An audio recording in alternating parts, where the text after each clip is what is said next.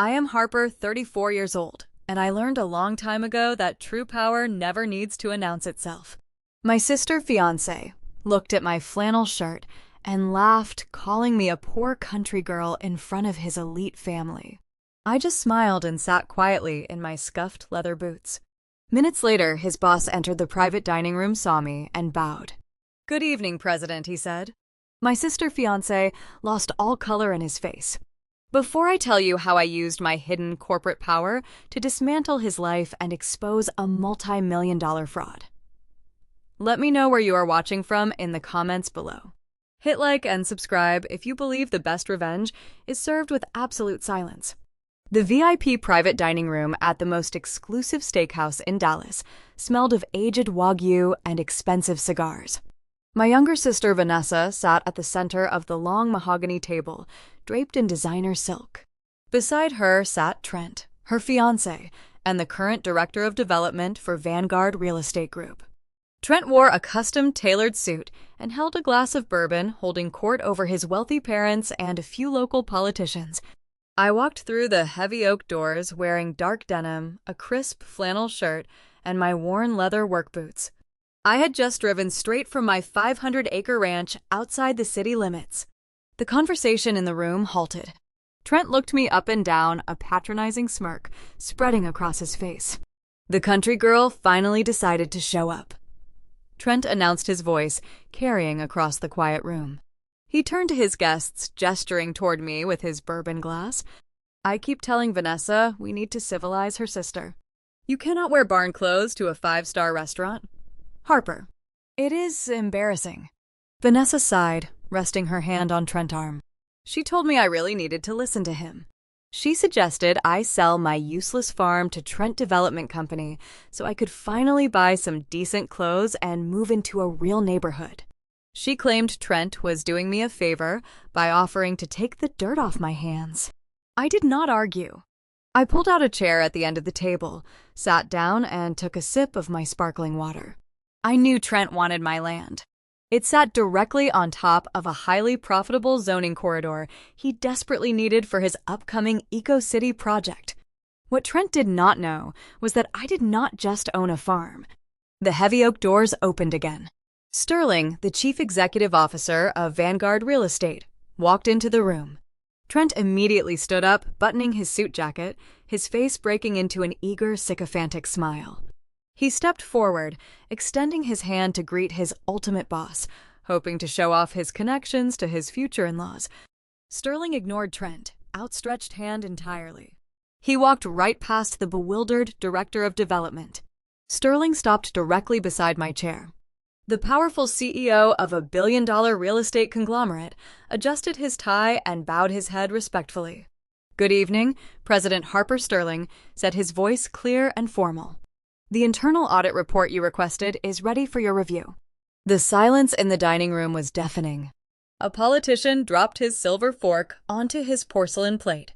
Vanessa stared at me, her mouth hanging open. Trent stood frozen in the middle of the room, his hand still extended in the air. His eyes darted from Sterling to me, unable to process the reality unfolding before him.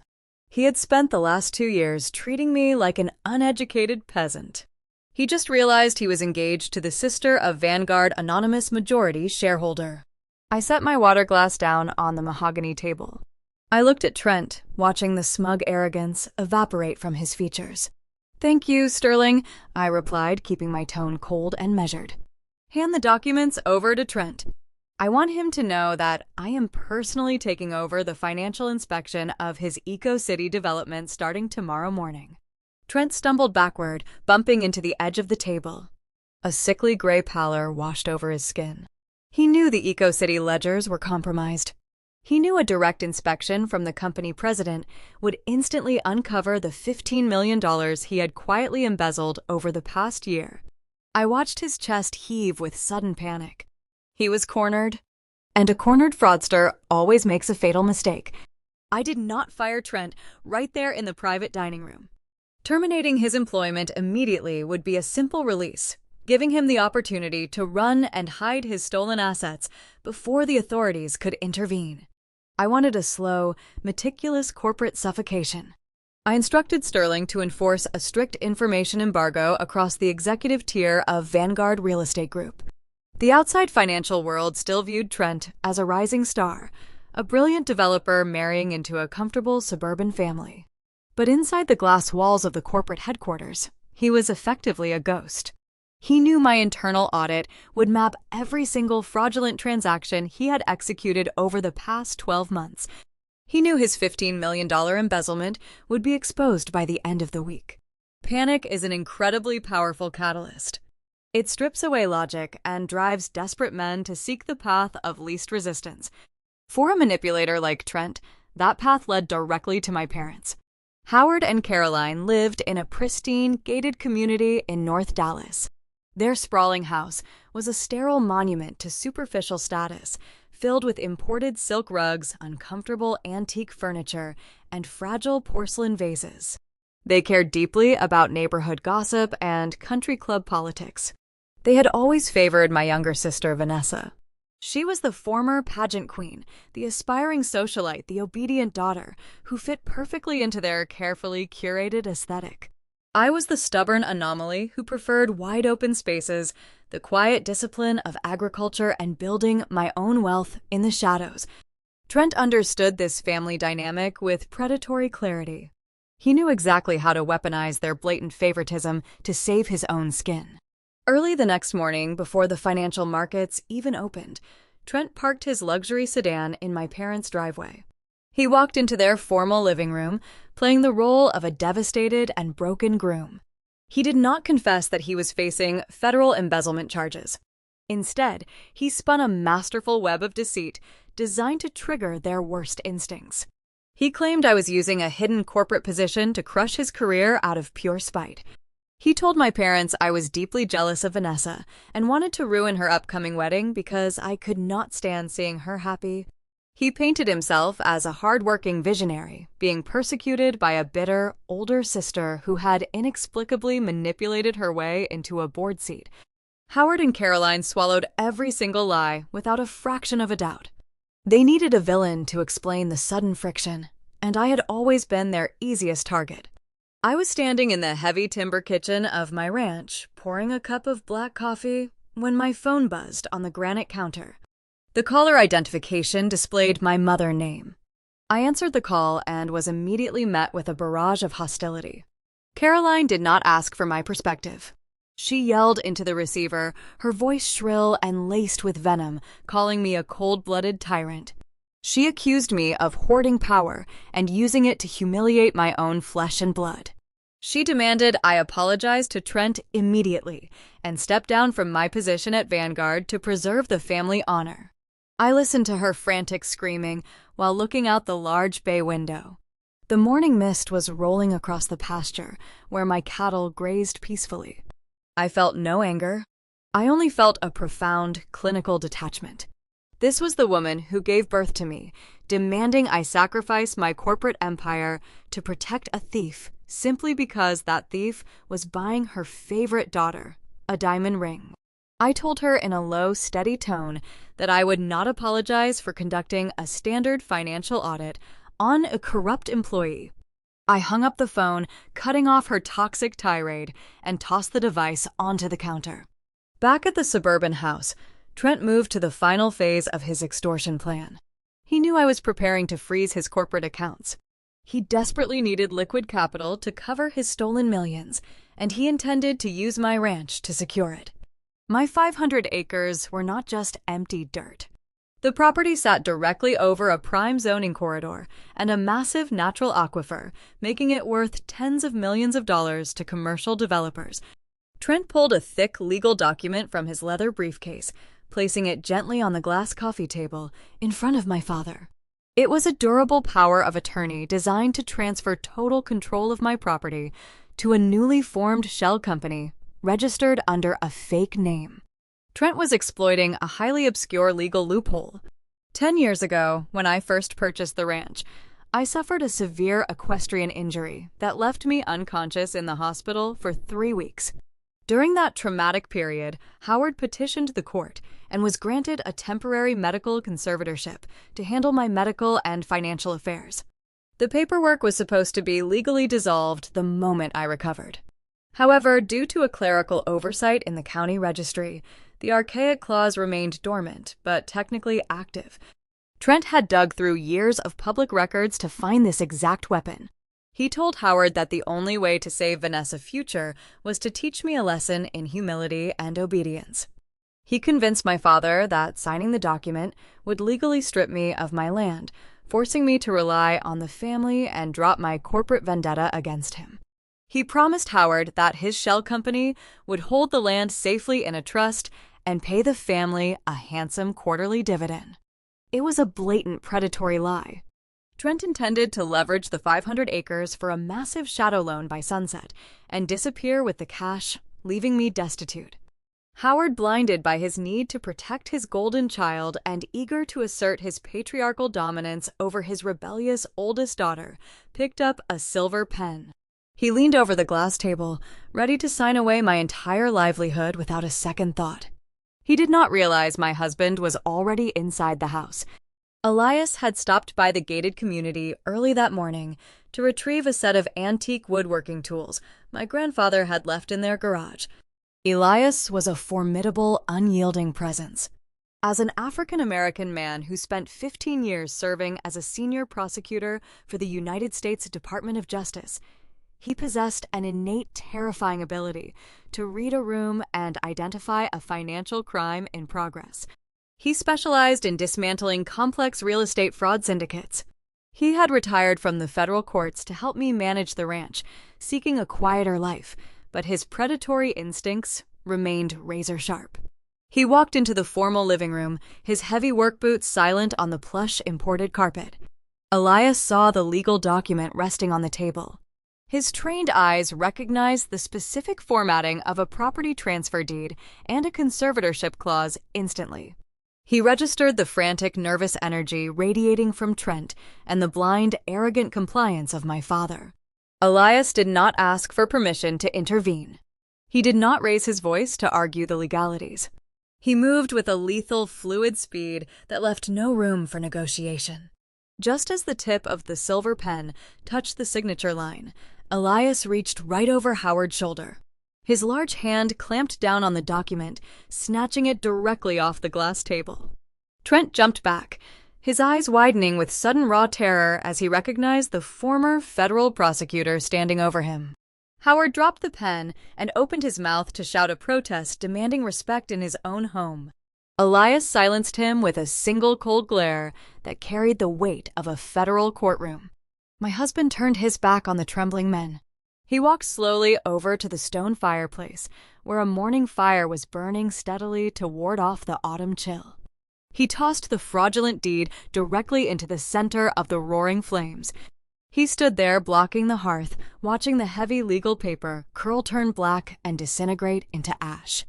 Elias watched the fraudulent deed turn into brittle gray ash, dissolving into the roaring hearth. He turned away from the fireplace and faced the corrupt developer. The air in the formal living room grew suffocatingly heavy. As a former federal prosecutor for the United States Department of Justice, Elias had spent 15 years putting white-collar criminals behind bars. He possessed a terrifying ability to strip away a man's confidence without raising his voice.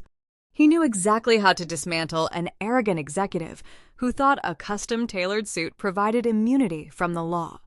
Elias stepped forward, closing the distance between them. His heavy boots pressed into the imported silk rug. He did not yell or lose his temper. He kept his tone low, delivering a clinical, unyielding legal assessment directly to Trent's face. Elias informed the younger man that attempting to secure a signature on a durable power of attorney under false pretenses constitutes real estate title fraud. He listed the specific federal statutes, noting that manipulating an elderly relative to seize commercial land carries a mandatory minimum sentence in a federal penitentiary. He described the harsh reality of a grand jury indictment, stripping away every layer of Trent-manufactured superiority. Trent tried to maintain his arrogant posture, but his hands were trembling visibly against his sides. The psychological pressure, applied by a seasoned interrogator, was breaking his fragile facade. Howard stood in the background, sputtering confused protests about family business and demanding respect in his own home, but Elias ignored the older man entirely. His dark, predatory gaze remained locked on the fraudster. Trent backed away toward the front door, realizing his desperate shortcut to liquid capital had just burned to crisp ash. He gripped the brass handle, his face twisting into a mask of pure hatred. He promised to unleash hell on us. He vowed to bankrupt the entire family and tear the ranch apart piece by piece before stepping out into the morning air and slamming the heavy door shut. An hour later, Elias pulled his heavy-duty truck down the long gravel driveway of our property. I was waiting for him on the wraparound porch, holding a fresh cup of black coffee. He stepped out of this vehicle, giving a sharp nod. The title fraud attempt confirmed my exact suspicions. Trent was out of time and running out of conventional options. We walked inside, bypassing the rustic timber kitchen, and headed straight for the basement door. To any casual visitor, my property looked like a standard Texas cattle operation, focusing on livestock and open pastures. But beneath the floorboards tucked behind rows of vintage Bordeaux in the climate-controlled wine cellar sat a military-grade encrypted server rack. This was the hidden nerve center where I managed Vanguard Real Estate Group, away from the prying eyes of the corporate board and greedy relatives. Elias engaged the biometric fingerprint scanner, and the heavy steel door slid open with a soft mechanical hiss. The room was cool and sterile, illuminated by the glow of multiple high-definition monitors. I sat at the primary terminal, typing in my administrative clearance credentials. We needed to see exactly how Trent planned to cover his tracks, now that the traditional banking routes were closed to him. I pulled the raw data streams from the Vanguard internal network cross, referencing his recent outbound communications and encrypted files. The screen populated with shadow ledgers and hidden offshore routing numbers. Elias leaned over my shoulder, reading the complex financial data with practiced speed. He pointed to a pending transaction parked in a blind escrow account, originating from a shell corporation. Trent was not going to a traditional financial institution. Traditional banks require lengthy underwriting periods, physical appraisals, and extensive background checks. Instead, he was negotiating a $20 million bridge loan from a shadow credit syndicate. These were private hard money lenders who operated in the gray areas of the financial sector, providing immediate liquidity, but charging exorbitant interest rates and utilizing brutal physical enforcement tactics for uncollected debts. To secure the $20 million, Trent had forged internal Vanguard documents pledging my 500 acres as phantom collateral. He was banking on his title as Director of Development to legitimize the paperwork. He intended to execute a rapid wash trade. The strategy was reckless but brilliant in its deception. He would use the Syndicate cash to plug the $15 million hole in his Eco-City ledger, passing my impending corporate audit tomorrow morning. Once the heat died down, he planned to manipulate local zoning laws to double the land value of my ranch. He would then sell the property back to a Vanguard subsidiary, paying off the loan sharks and keeping the multi-million-dollar profit for himself. It was a high-wire act of corporate survival built entirely on stolen land and forged signatures. He needs the deed to finalize the shadow loan, I stated, watching the digital numbers scroll across the screen. Since you burned the power of attorney, Trent has no legal collateral to offer the syndicate. That means he will have to force a fire sale. I tapped my fingers on the desk, analyzing his next logical move. When a developer cannot buy a property legally, they engineer a crisis to force the owner into immediate liquidation. Just as the thought crystallized in my mind, the serene quiet of the server room was shattered. A harsh red strobe light flashed above the monitors, accompanied by a blaring automated siren. It was the Perimeter Defense Network. My ranch spanned 500 acres bordering a major interstate highway to the south. The security system was designed to detect unauthorized physical breaches along the miles of high-tensile fencing. I quickly typed a command switching the primary monitor to the external camera feeds. The screen split into multiple night vision grids, displaying the vast, dark pastures. I located the active breach on the southern boundary. The high-definition thermal cameras captured the glowing heat signatures of 6 men dressed in dark tactical clothing. They were not corporate lawyers or real estate agents serving foreclosure papers. They were hired muscle moving with violent intent. 2 of them were using heavy-duty hydraulic cutters to slice through the reinforced barbed wire fencing that separated my grazing pastures from the high-speed interstate. The other 4 men were revving the engines of modified all-terrain vehicles, their faces covered by dark bandanas. A cold realization settled in my stomach as I watched their coordinated movements. They were not trying to steal expensive farm equipment or vandalize a barn. They were targeting the herd. Hundreds of my cattle were currently grazing in that specific southern pasture, resting in the cool morning mist. The men on the ATVs drove rapidly into the field using high-beam spotlights and loud air horns to spook the animals. The cattle began to panic, their massive bodies shifting nervously as a stampede began to form. Trent was executing his threat to bankrupt me. If those men successfully drove hundreds of panicked 1,200-pound animals through the breached fence and onto the dark interstate, the results would be catastrophic.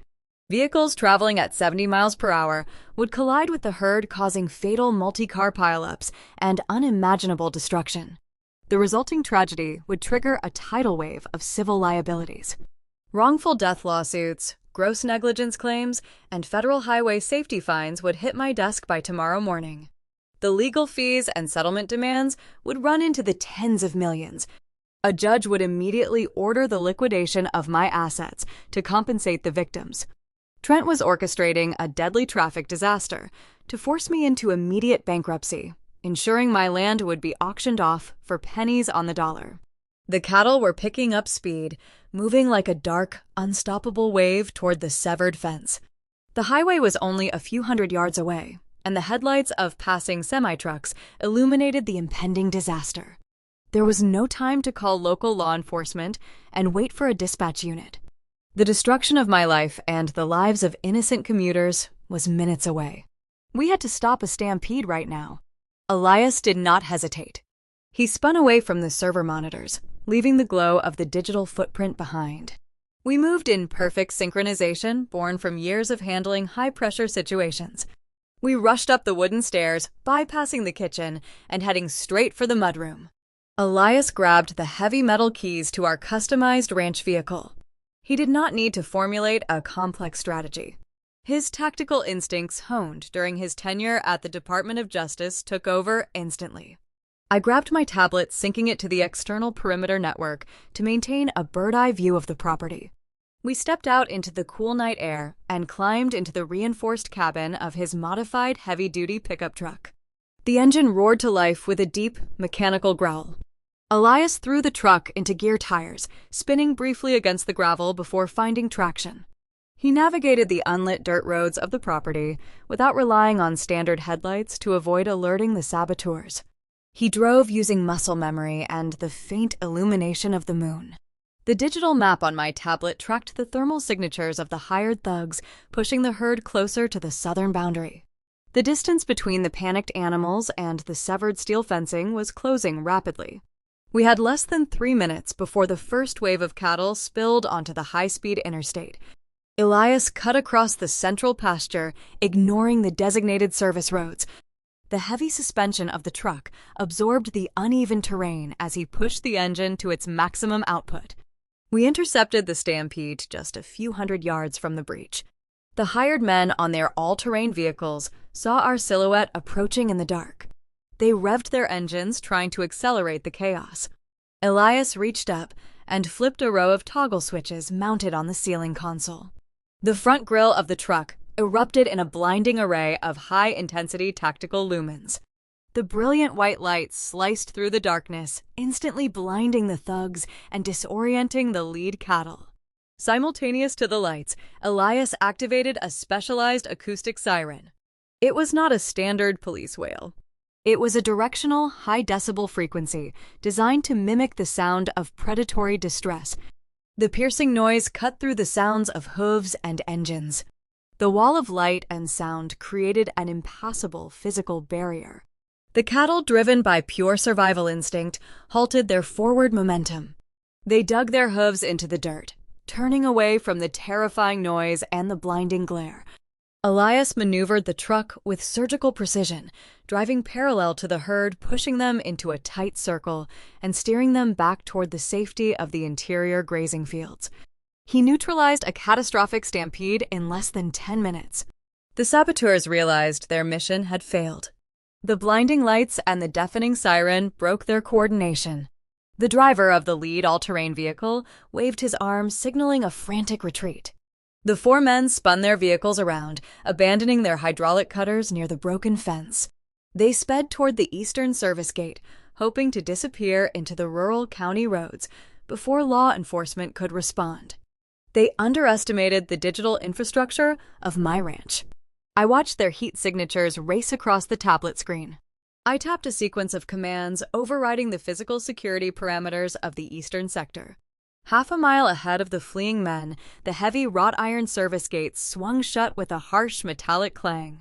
The automated deadlocks engaged, securing steel bolts deep into the concrete pillars. The thugs reached the exit and slammed on their brakes, skidding in the loose dirt. They were trapped inside a high-walled staging corridor with no alternate route of escape. I picked up my secure phone and dialed the direct line of the local county sheriff. We had funded his re-election campaign and provided the department with upgraded tactical gear the previous year. He knew the value of the ranch and the severity of a perimeter breach. Within 15 minutes, the quiet rural night was shattered by the flashing red and blue lights of 4 cruiser vehicles pulling up to the locked eastern gate. Elias and I parked the truck a short distance away, watching the arrest unfold. The deputies drew their weapons, ordering the hired muscle to the ground.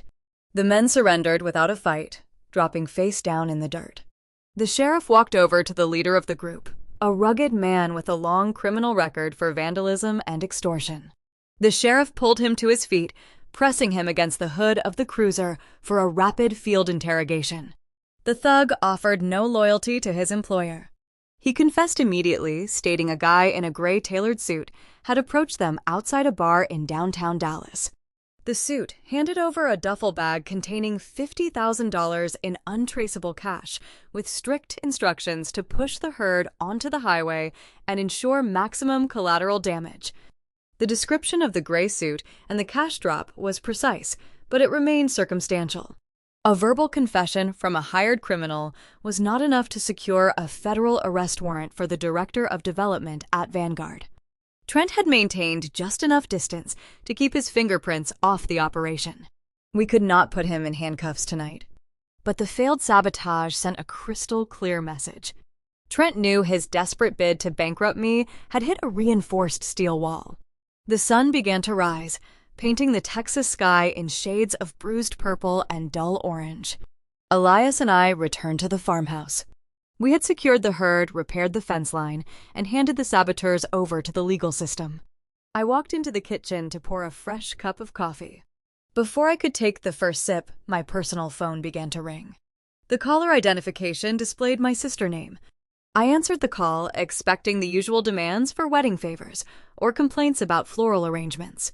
Instead, a piercing, hysterical scream erupted from the speaker. Vanessa was not crying.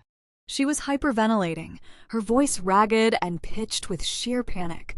Trent must have returned to their shared luxury apartment and confessed a highly edited version of the night events. He likely spun a narrative, claiming I was trying to frame him to ruin their impending marriage. Vanessa demanded I drop the vendetta against her fiancé immediately. She accused me of being a sociopath who derived pleasure from destroying her happiness. I stood near the kitchen island, listening to her unravel.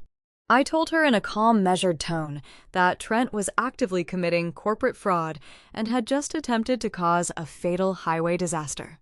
I advised her to pack her bags and separate her finances from his before the federal indictments dropped. My logic only fueled her delusion. Vanessa realized she could not appeal to my empathy, so she pivoted to a vicious psychological attack. She threatened to end her own life if I handed Trent over to the authorities. She claimed the humiliation of a canceled wedding would be too much to bear, and her blood would be on my hands. When I remained silent, refusing to negotiate with emotional terrorism, she switched tactics again. She promised to turn her substantial social media following against me. She threatened to record a series of videos claiming I was a vindictive abuser. She laid out a plan to tell the world I had locked our elderly parents out of their finances, stolen their legacy, and forced them to live in fear. She swore to destroy my reputation in the Dallas elite circles, ensuring I could never show my face in public again. She demanded I sign the ranch over to Trent by noon or she would hit upload. I took a slow sip of my coffee. I told my sister she was free to post whatever fictional narrative she desired. I ended the call, leaving her screaming to an empty line. Vanessa was a desperate woman, clinging to a fraudulent dream, but she was not the true danger. The real threat was the ripple effect her hysteria would have on our parents. I walked back down into the basement server room. Elias was already seated at the terminal, reviewing the morning financial feeds connected to the Vanguard executive accounts. I pulled up the external monitoring nodes, scanning for any sudden shifts in the family asset portfolios. Howard and Caroline were deeply entrenched in the illusion of their high society life. Vanessa was their golden ticket to maintaining that status. If Vanessa called them in tears, claiming I was trying to put her future husband in prison, our parents would not look at the facts. They would view Trent as a victim of my unhinged jealousy. They would do anything to rescue him and ensure the lavish wedding proceeded as planned. A red alert pinged on the secondary monitor. It was a notification from a domestic credit bureau. I clicked the alert, expanding the data file. My chest tightened as I read the financial summary. Trent had failed to secure the $20 million shadow loan because he lacked the deed to my ranch. He needed liquid capital to cover his embezzled millions before my corporate audit concluded. Denied access to my assets, he had turned his predatory focus back to the easiest targets available. Howard and Caroline had just executed a massive financial maneuver. They bypassed traditional banking channels and utilized a rapid equity firm. They had secretly taken out a second mortgage, leveraging the entire value of their pristine North Dallas home. They liquidated their remaining retirement portfolios and emptied their savings accounts. The screen displayed the wire transfer clearing in real time. $5 million had just been routed from my parents' joint account directly into a shell corporation, controlled by Trent. Howard and Caroline believed they were providing Trent with early startup capital to help him launch an independent firm and escape my corporate tyranny. They thought they were heroes, rescuing their daughter Fairy Tale. They had no idea they had just handed $5 million to a sinking fraudster. They had tied their entire livelihood, their home, and their financial survival to a man who was about to be obliterated by a federal investigation. Trent now had a fraction of his stolen money back, but it was not enough to save him. It was only enough to drag my parents down into the abyss with him. I stared at the glowing monitor in the basement server room, watching the digital confirmation of the wire transfer. $5 million had just moved from my parents' joint retirement account into a shadow entity controlled by Trent. The money represented decades of my father working his way up the corporate ladder and my mother saving for their twilight years. They had liquidated their future in a matter of hours, all to protect a man who viewed them as nothing more than a convenient ATM. Elias stood behind my chair, his broad shoulders tense. He asked in a quiet, steady voice if I wanted him to contact the bank fraud department and flag the transaction to stop the funds from clearing. I sat in the glow of the monitors, processing the profound betrayal. Howard and Caroline had always prioritized surface-level aesthetics over genuine character. They worshipped the illusion of high society, and Trent offered them a front-row ticket to that world. They believed Vanessa threats. They believed I was the jealous, vindictive sister trying to destroy a beautiful wedding out of spite. They did not care about the truth. They only cared about preserving their flawless family image. I took a slow breath, feeling the last remaining threads of familial obligation snap. I told Elias to let the transfer go through. If I intervened and saved their finances, they would spend the rest of their lives resenting me. They would forever view Trent as a martyred genius and me as the villain who ruined his potential. The only way to cure that level of delusion is to let the patients consume the poison they ordered. I instructed Elias to leave the money alone. They wanted to invest in a fraudster, so they would reap the exact dividends that investment yielded. With the $5 million secured, Trent had bought himself a temporary illusion of safety. The stolen capital was not nearly enough to cover the entire $15 million he had embezzled from the Vanguard Eco-City project, but it gave him enough liquidity to cook the short-term ledgers and delay the federal auditors. He felt empowered again. He felt like a predator who had just successfully cornered his prey. Knowing he would seek a final victory, I sent a formal corporate summons requesting his presence at a Vanguard satellite office in downtown Dallas. I arrived at the branch office early. The space was a masterclass in modern corporate intimidation, featuring floor-to-ceiling glass walls, polished concrete floors, and a long, dark mahogany conference table. I sat at the head of the table, wearing my usual dark denim and a structured blazer, projecting quiet, immovable authority. At precisely 10 in the morning, the glass doors swung open. Trent walked into the conference room. The frantic, desperate man who had fled my house yesterday morning was gone. He was replaced by the arrogant, polished executive I had met at the steakhouse. He wore a sharp charcoal suit, his hair styled immaculately. He did not look like a man facing a federal investigation. He looked like a conqueror. He believed the $5 million he extracted from my parents gave him the ultimate leverage. He took a seat at the opposite end of the mahogany table, leaning back and crossing his arms with a smug, satisfied smile. Trent did not wait for me to open the meeting. He took control of the narrative immediately. He told me the internal audit was a waste of time. He claimed his accounting team had already reconciled the Eco-City ledgers, balancing the discrepancies I thought I had found. He spoke with the smooth, practiced cadence of a professional liar. He knew the $5 million covered the most glaring holes in his department accounts, buying him a few weeks of breathing room. He leaned forward, resting his elbows on the table, projecting false diplomacy. He offered a truce. He stated that a public war between the president of Vanguard and the director of development would trigger a media circus, tanking the company's stock and inviting unwanted federal scrutiny. He proposed a quiet, dignified exit. He would resign his position, effectively immediately signing a strict non-disclosure agreement. He would walk away from Vanguard without a fight, taking his new bride to build an independent firm. In exchange for his silent departure, he had one specific demand. Trent reached into his tailored jacket and pulled out a single, crisp $1 bill.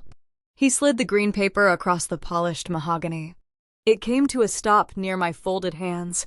He demanded 50 acres of prime highway frontage from my ranch. He laid a pre-drafted property transfer deed on the table. The specific parcel he wanted sat directly along the interstate, offering unparalleled commercial zoning potential.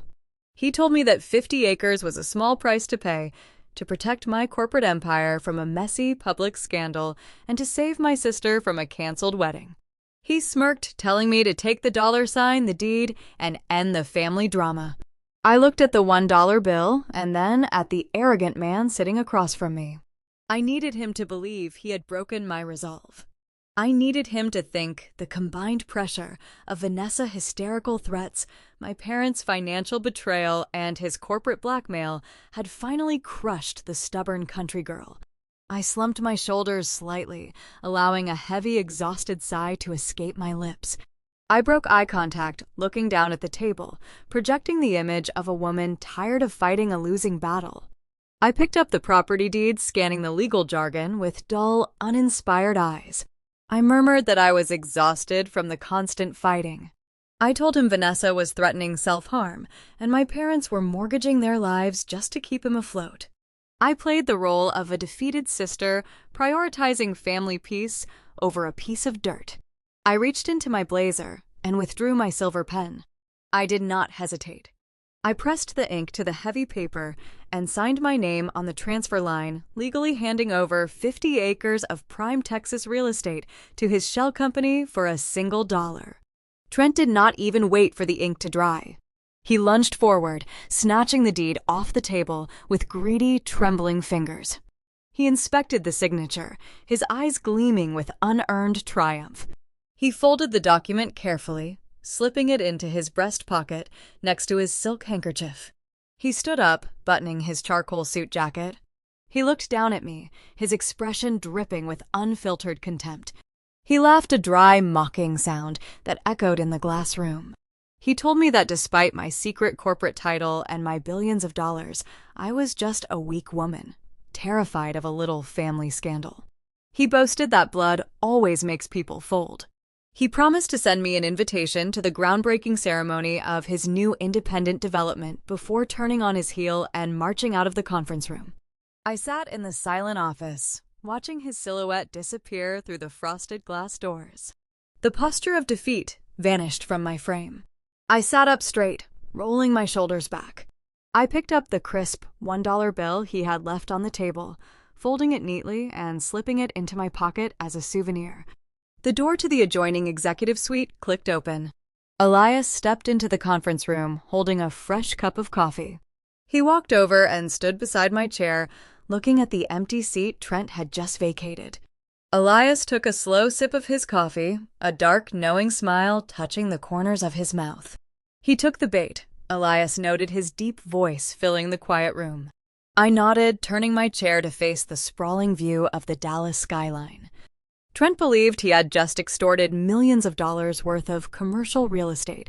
He planned to take that deed straight to a federal bank, using the prime highway frontage as collateral to secure a massive $15 million loan. He intended to use that money to launch his own firm and replace the funds he still owed.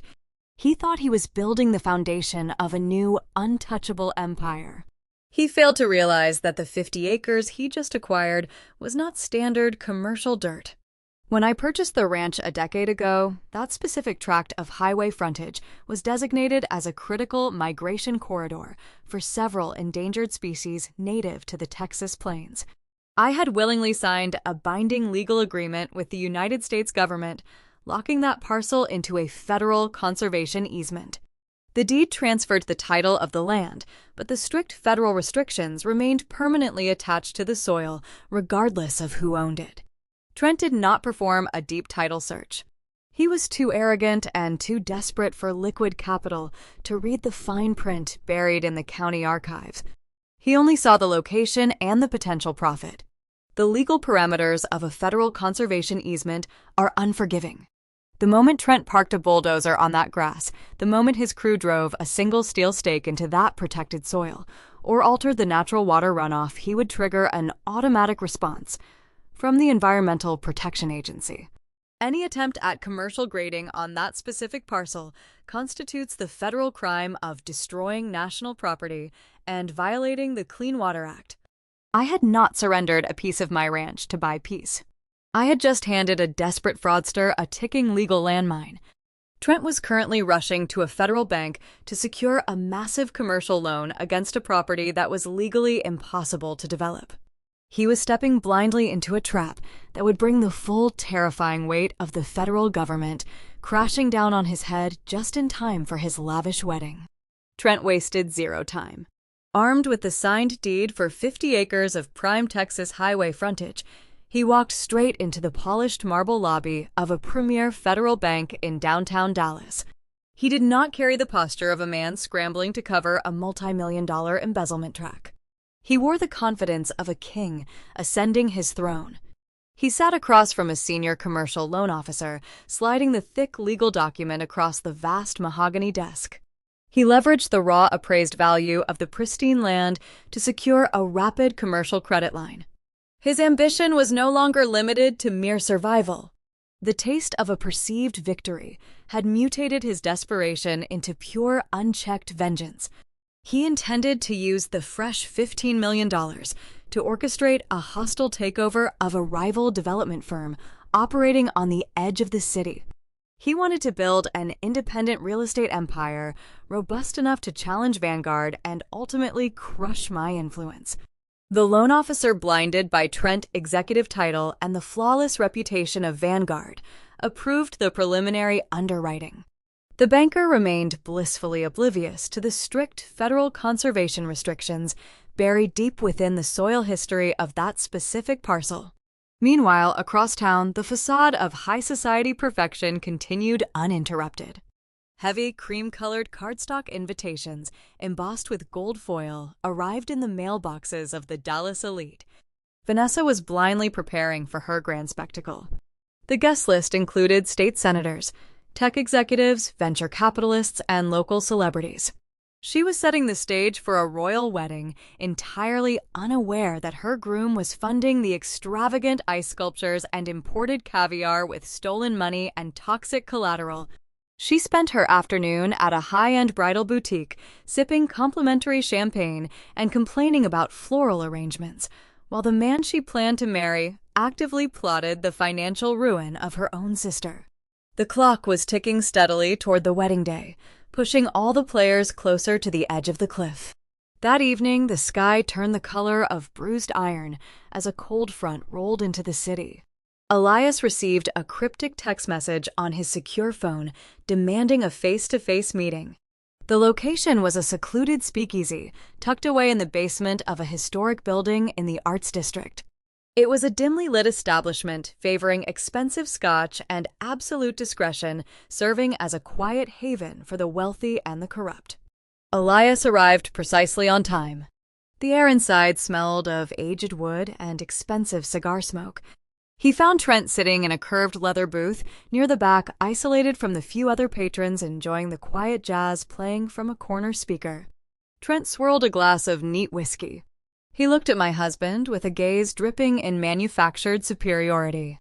Elias slid into the booth opposite him, signaling the bartender for a simple glass of bourbon. He did not ask why he was summoned. He rested his large hands on the table and let the silence stretch, forcing the developer to initiate the confrontation. Trent reached into his tailored charcoal coat and pulled out a thick manila envelope. He tossed it onto the dark oak table. The flap opened, spilling a dozen glossy photographs across the wood. Elias glanced down at the images. They were surveillance shots taken from a distance, using a long telephoto lens. The pictures showed Elias standing in various parking garages and secure government plazas, engaging in quiet, intense conversations with known federal agents. Trent leaned forward, a venomous sneer twisting his features. He thought he had unearthed a devastating secret. He assumed Elias was a dirty cop who had been compromised and turned into a street-level informant for the federal government. Trent did not understand that a former senior prosecutor from the Department of Justice routinely met with federal agents to coordinate high-level task forces and provide consulting on complex financial crimes. To the uneducated eye of a corporate thief, the photos looked like illicit snitch activity. Trent tapped the photos with a manicured finger. He lowered his voice, adopting a tone of mock sympathy.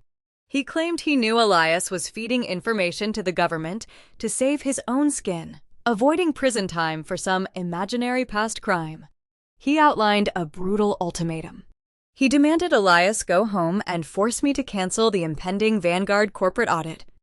If I did not publicly clear Trent of any financial wrongdoing by tomorrow morning, Trent promised to leak those photographs to the criminal underworld. He threatened to distribute the images to the very cartels and organized crime syndicates Elias had spent a decade locking up. Trent promised to paint a target on my husband back, labeling him a federal rat and ensuring our peaceful life on the ranch turned into a waking nightmare. Trent did not stop at standard blackmail. Fueled by his unearned banking victory earlier in the day and the alcohol warming his blood, he crossed a dangerous, unredeemable line. He weaponized his prejudice. He used filthy racial slurs, questioning how a man of Elias' background ever managed to marry into a wealthy family. Trent mocked his intelligence, calling him a street thug playing dress-up in a civilized world. He sneered that no matter how many books Elias read or how much land his wife owned, he would always be a second-class citizen in the eyes of the real elite. He spoke with the careless cruelty of a man who had never faced a physical consequence for his words. Most men would have reached across the table and shattered Trent's jaw. Elias did not even blink. He possessed the terrifying discipline of a man who had stared down cartel bosses and corrupt politicians without breaking a sweat. He knew that anger was a tool of the weak. Elias picked up his glass, taking a slow, appreciative sip of his bourbon. He offered Trent a calm, serene smile that did not reach his cold, dark eyes. Then Elias reached up and casually adjusted the top button of his dark vest. It was a smooth, elegant gesture. To the arrogant developer sitting across the table, it looked like a nervous tic or a man simply fixing his posture. Trent had no idea that the polished black button was actually a high-definition micro-camera equipped with military-grade audio recording technology. Every vile racist slur and every explicit attempt at criminal extortion was being captured, archived, and transmitted directly to the encrypted servers humming in our ranch basement. Elias was not being blackmailed. He was quietly compiling a federal indictment right over a glass of bourbon. Elias set his drink down. He told Trent that blackmail is a risky game for amateurs. He suggested Trent reconsider his strategy before he burned his own house to the ground and found himself trapped in the ashes. The profound lack of fear infuriated Trent. He expected Elias to beg or to explode into a violent rage that Trent could capture and use against him in a court of law. Meeting absolute stillness broke the developer's fragile composure. Trent's face flushed a deep, angry red. He slammed his fist onto the oak table. The sudden impact knocked over his whiskey glass, sending amber liquid pooling across the photographs and dripping over the edge onto the floor. Trent abandoned his polished persona entirely. He leaned over the spilled liquor, his eyes wild and desperate. He hissed that I was not the only one holding the keys to the kingdom. He revealed his ultimate insurance policy. Trent claimed that during his tenure at Vanguard, he had hired a black hat operative to bypass the internal security protocols of the company network. He stated he had secretly planted a logic bomb deep within the primary Vanguard server architecture. It was a highly sophisticated piece of destructive malware, lying dormant in the system, waiting for a specific digital trigger. Trent smiled a sharp, manic grin. He explained that the malware was not targeting corporate secrets or blueprint designs. It was directly tethered to the Vanguard employee pension funds. It targeted the retirement accounts of thousands of hardworking staff members from the janitorial crew to the senior architects. Trent delivered his final lethal threat. If I proceeded with the audit or attempted to fire him before the wedding ceremony concluded, the logic bomb would automatically detonate. It would systematically wipe out the entire pension database, vaporizing the life savings of thousands of innocent families and plunging the conglomerate into an irreversible public relations disaster. He challenged Elias to pass the message along. He dared me to play the righteous corporate leader, knowing that pulling the trigger on his career would instantly destroy the livelihoods of the people I was sworn to protect.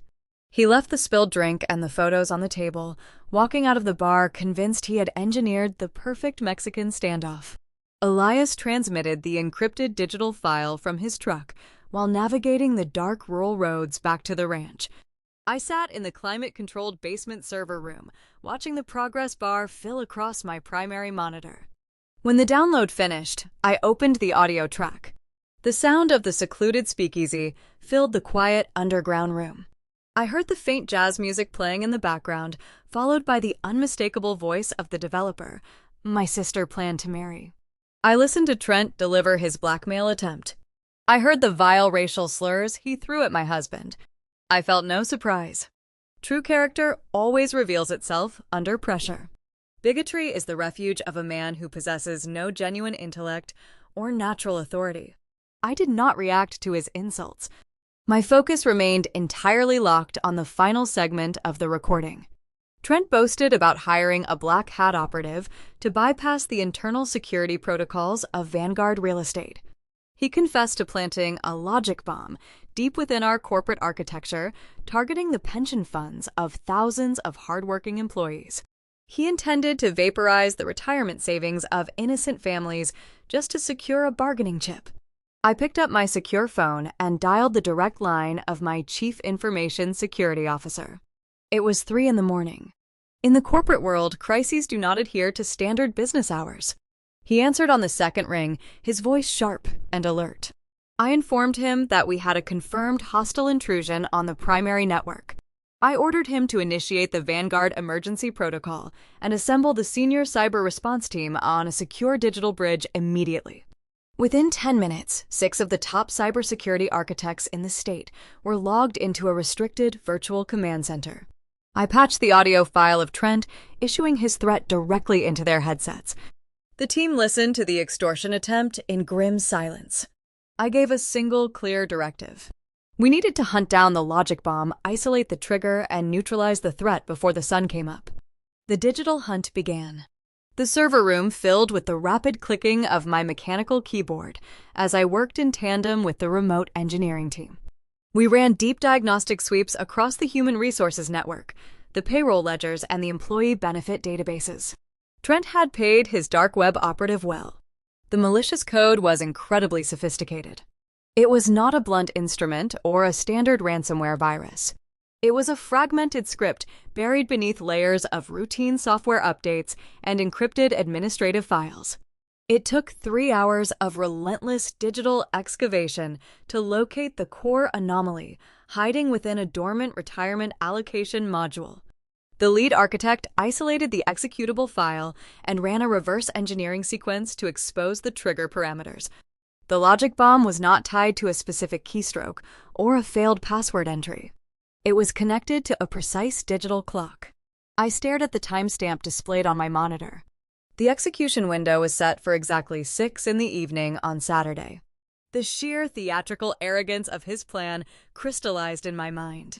Saturday at 6 in the evening was the exact hour Trent was scheduled to stand at the altar of a luxury Dallas cathedral and recite his wedding vows to my sister. He designed the attack to detonate while he was surrounded by witnesses, politicians, and high society elites. He wanted the Vanguard corporate servers to start failing while he was posing for wedding photographs. He knew the sudden destruction of the pension fund would trigger widespread panic across the company. Every executive, every IT specialist, and every financial monitor would be consumed by the catastrophic internal crisis. And while the entire conglomerate scrambled to contain the damage, a secondary automated script would quietly funnel his $15 million of embezzled funds through a maze of untraceable offshore accounts. The logic bomb was a digital smokescreen meant to blind us while he executed his final escape. The lead security architect broke the silence on the comms line. He requested immediate authorization to scrub the network and delete the malicious script. I denied the request. I explained my strategy to the digital response team. If we deleted the logic bomb, the black hat operative monitoring the code would instantly detect the severed connection. The hacker would alert Trent that his primary weapon had been discovered and disarmed. A cornered animal stripped of its teeth will bite at anything in reach. Trent might panic and deploy a secondary attack or flee the country before we could secure the federal indictments. We needed him to believe he still held the detonator. I ordered the engineering team to construct a digital sandbox. The concept was an elegant exercise in cyber warfare. We would not touch the original malicious code. Instead, the team spent the next 4 hours cloning the entire Vanguard pension database. They generated synthetic employee profiles, fake account balances, and phantom ledger histories.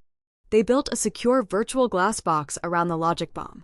Once the fake environment was established, we quietly severed the physical link to the real pension funds, rerouting the genuine financial data to a heavily encrypted offline server farm. We fed the logic bomb the synthetic data. The malware remained active, believing it was still connected to the beating heart of the conglomerate. When the digital clock struck 6 on Saturday evening, the bomb would detonate exactly as programmed. Trent would stand at the altar confident that he was burning my corporate empire to the ground. He would have no idea that his expensive weapon was trapped inside a digital terrarium, destroying nothing but useless numbers and fake files. The trap was fully armed. The Vanguard network was secure. The employee life savings were safe. I instructed the IT team to maintain strict radio silence and terminate the emergency bridge. I leaned back in my leather chair, rubbing my tired eyes. The sun was beginning to break over the Texas horizon, casting long shadows across the grazing pastures outside. Elias walked down the basement stairs, carrying a fresh pot of black coffee and 2 ceramic mugs. He set the coffee on the desk and looked at the green metrics confirming the sandbox containment. We had successfully neutralized the Stampede and defused the cyber threat in a single night. Trent had exhausted his arsenal. I reached for my coffee mug, feeling a brief moment of tactical satisfaction. Then a harsh repeating alarm echoed through the basement. It did not originate from the Vanguard corporate servers. The sound came from a dedicated terminal in the corner of the room. Because Vanguard handled specialized federal development contracts, I possessed executive clearance to monitor automated banking compliance feeds through the Financial Crimes Enforcement Network. The terminal was designed to flag severe irregularities interacting with our corporate entities. I set my mug down and rolled my chair toward the flashing monitor. A crimson notification dominated the screen. The alert centered on the $5 million wire transfer my parents had executed just hours prior. Howard and Caroline had liquidated their retirement portfolios, taken out a rapid second mortgage on their pristine North Dallas home, and wired the cash to a brand new shell company controlled by Trent. They thought they were quietly funding a startup venture to rescue their future son-in-law from my corporate tyranny. They failed to understand how the federal banking system analyzes risk. The algorithms utilized by the Internal Revenue Service Criminal Investigation Division do not care about family drama or high society weddings. The system operates on cold, unfeeling mathematics. The computer analyzed the transaction and recognized a textbook criminal pattern. An elderly couple rapidly liquidated decades of stable assets. They generated massive, sudden liquidity by borrowing against their primary residence. They immediately wired the entire sum to a limited liability company that possessed no operational history, no tax records, and a registered address linked to a known commercial Dropbox. To the federal algorithm, the $5 million transfer was an undeniable indicator of suspected money launderings. The system did not issue a polite warning letter. It did not send a courtesy email requesting clarification. The Bank Secrecy Act protocols trigger automatic defensive measures to prevent illicit funds from crossing international borders. I watched the red text scroll across the monitor, detailing the immediate government response. The Internal Revenue Service had just dropped a hard federal freeze on every financial institution linked to the transaction. The consequences were absolute and instantaneous. The shell company holding the $5 million was locked. But the freeze extended backward, hitting the source of the funds. Howard and Caroline were officially financially paralyzed. Their joint checking accounts were frozen. Their credit cards were deactivated. Their emergency savings lines were restricted. The government had just placed a financial stranglehold on my parents. They were preparing to host a lavish rehearsal dinner on a private luxury yacht tonight. They were expecting to entertain state senators and wealthy venture capitalists, pouring expensive champagne and projecting the illusion of limitless wealth. They were about to walk into the most expensive weekend of their lives without the ability to purchase a single cup of coffee. The trap they had willingly walked into to protect a thief was snapping shut around their own ankles. The rehearsal dinner took place on a chartered luxury yacht, gliding across the dark, serene waters of a sprawling lake just outside the Dallas city limits. The vessel was a floating monument to excess, featuring 3 decks of polished teak ambient string lighting and a jazz quartet playing softly in the background. The air smelled of expensive perfume, roasted prime rib, and the faint aquatic breeze.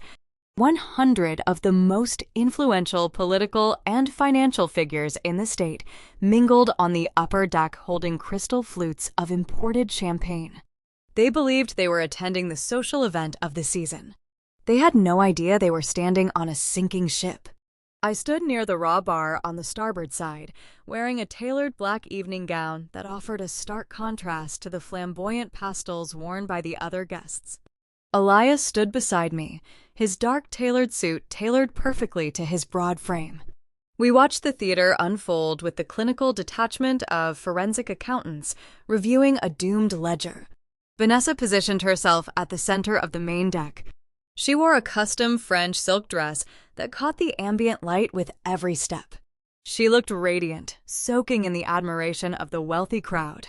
She held a microphone in one hand and her champagne flute in the other, tapping the glass to draw the attention of the elite attendees. The jazz quartet faded out. The guests turned toward the bride, offering polite, expectant smiles. "I want to welcome you all to this beautiful evening," Vanessa announced, her voice echoing over the quiet water. Tomorrow, I marry a visionary. Trent is building a legacy that will reshape this city.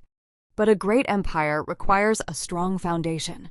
She paused, allowing the spotlight to track her movement as she turned her gaze directly toward me. A cruel, manufactured smile stretched across her face. I want to take a moment to thank my older sister, Harper. Vanessa continued her tone, dripping with condescension. Many of you know, she prefers the quiet, simple life out in the dirt. But this morning, the poor country girl finally did something useful. She surrendered a prime piece of her little farm to my husband so he can build his real estate empire. Let us raise a glass to the people who step aside so the rest of us can shine. A ripple of low, mocking laughter washed over the crowd. A few venture capitalists smirked in my direction, whispering behind their cocktail napkins. Trent stood beside his bride, beaming with unearned pride. He raised his glass to me, believing his public humiliation would break my spirit. I did not flush with embarrassment. I did not drop my gaze. I reached out and picked up a fresh oyster from the bed of crushed ice. I added a single drop of lemon juice, lifted the shell, and consumed the oyster with smooth, deliberate grace. I met Trent gaze across the deck and offered a slow, chilling smile. My total lack of reaction unsettled him. His arrogant grin faltered for a fraction of a second before he turned back to the cheering crowd. Caroline stepped out of the crowd and grabbed my arm. Her grip was tight, her fingernails digging into my skin. She leaned close, her breath smelling of gin and manufactured panic. "Do not say a word, Harper," my mother hissed, keeping her voice low to avoid drawing attention. "You will stand there and you will smile. If you try to ruin your sister moment because of your petty jealousy, I will have security throw you off this boat." I pulled my arm free from her grasp, smoothing the fabric of my dress. I did not need to ruin the moment. The federal government was already handling the execution. On the opposite side of the deck, Howard was pacing near the mahogany bar. My father was not enjoying the celebration. His face was slick with a cold sweat, and he kept staring at his phone as if the device had burned his hand. The yacht hospitality manager, a man in a crisp white uniform, approached Howard with a discreet professional urgency. "Sir, I apologize for the interruption," the manager whispered, leaning in close. "We attempted to run the black card you provided for the catering and charter balance. The transaction was declined." Howard blinked, staring at the manager in disbelief. "That is impossible," he muttered, his voice trembling. "Run the card again. It is a limitless corporate account." "We ran it 3 times, sir," the manager replied, his tone remaining polite but firm. "The merchant terminal is returning a specific error code, indicating a federal compliance lock. We require an alternate form of payment by the end of the evening to avoid returning to the dock prematurely." Howard felt the deck sway beneath his feet. He stepped away from the bar, dialing the premium concierge number for his banking institution.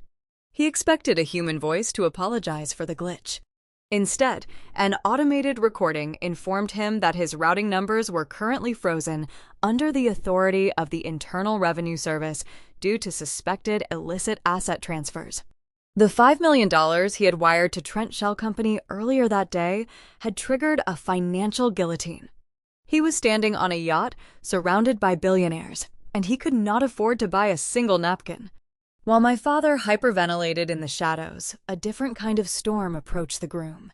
Trent was shaking hands with a local politician when the atmosphere on the lower deck shifted.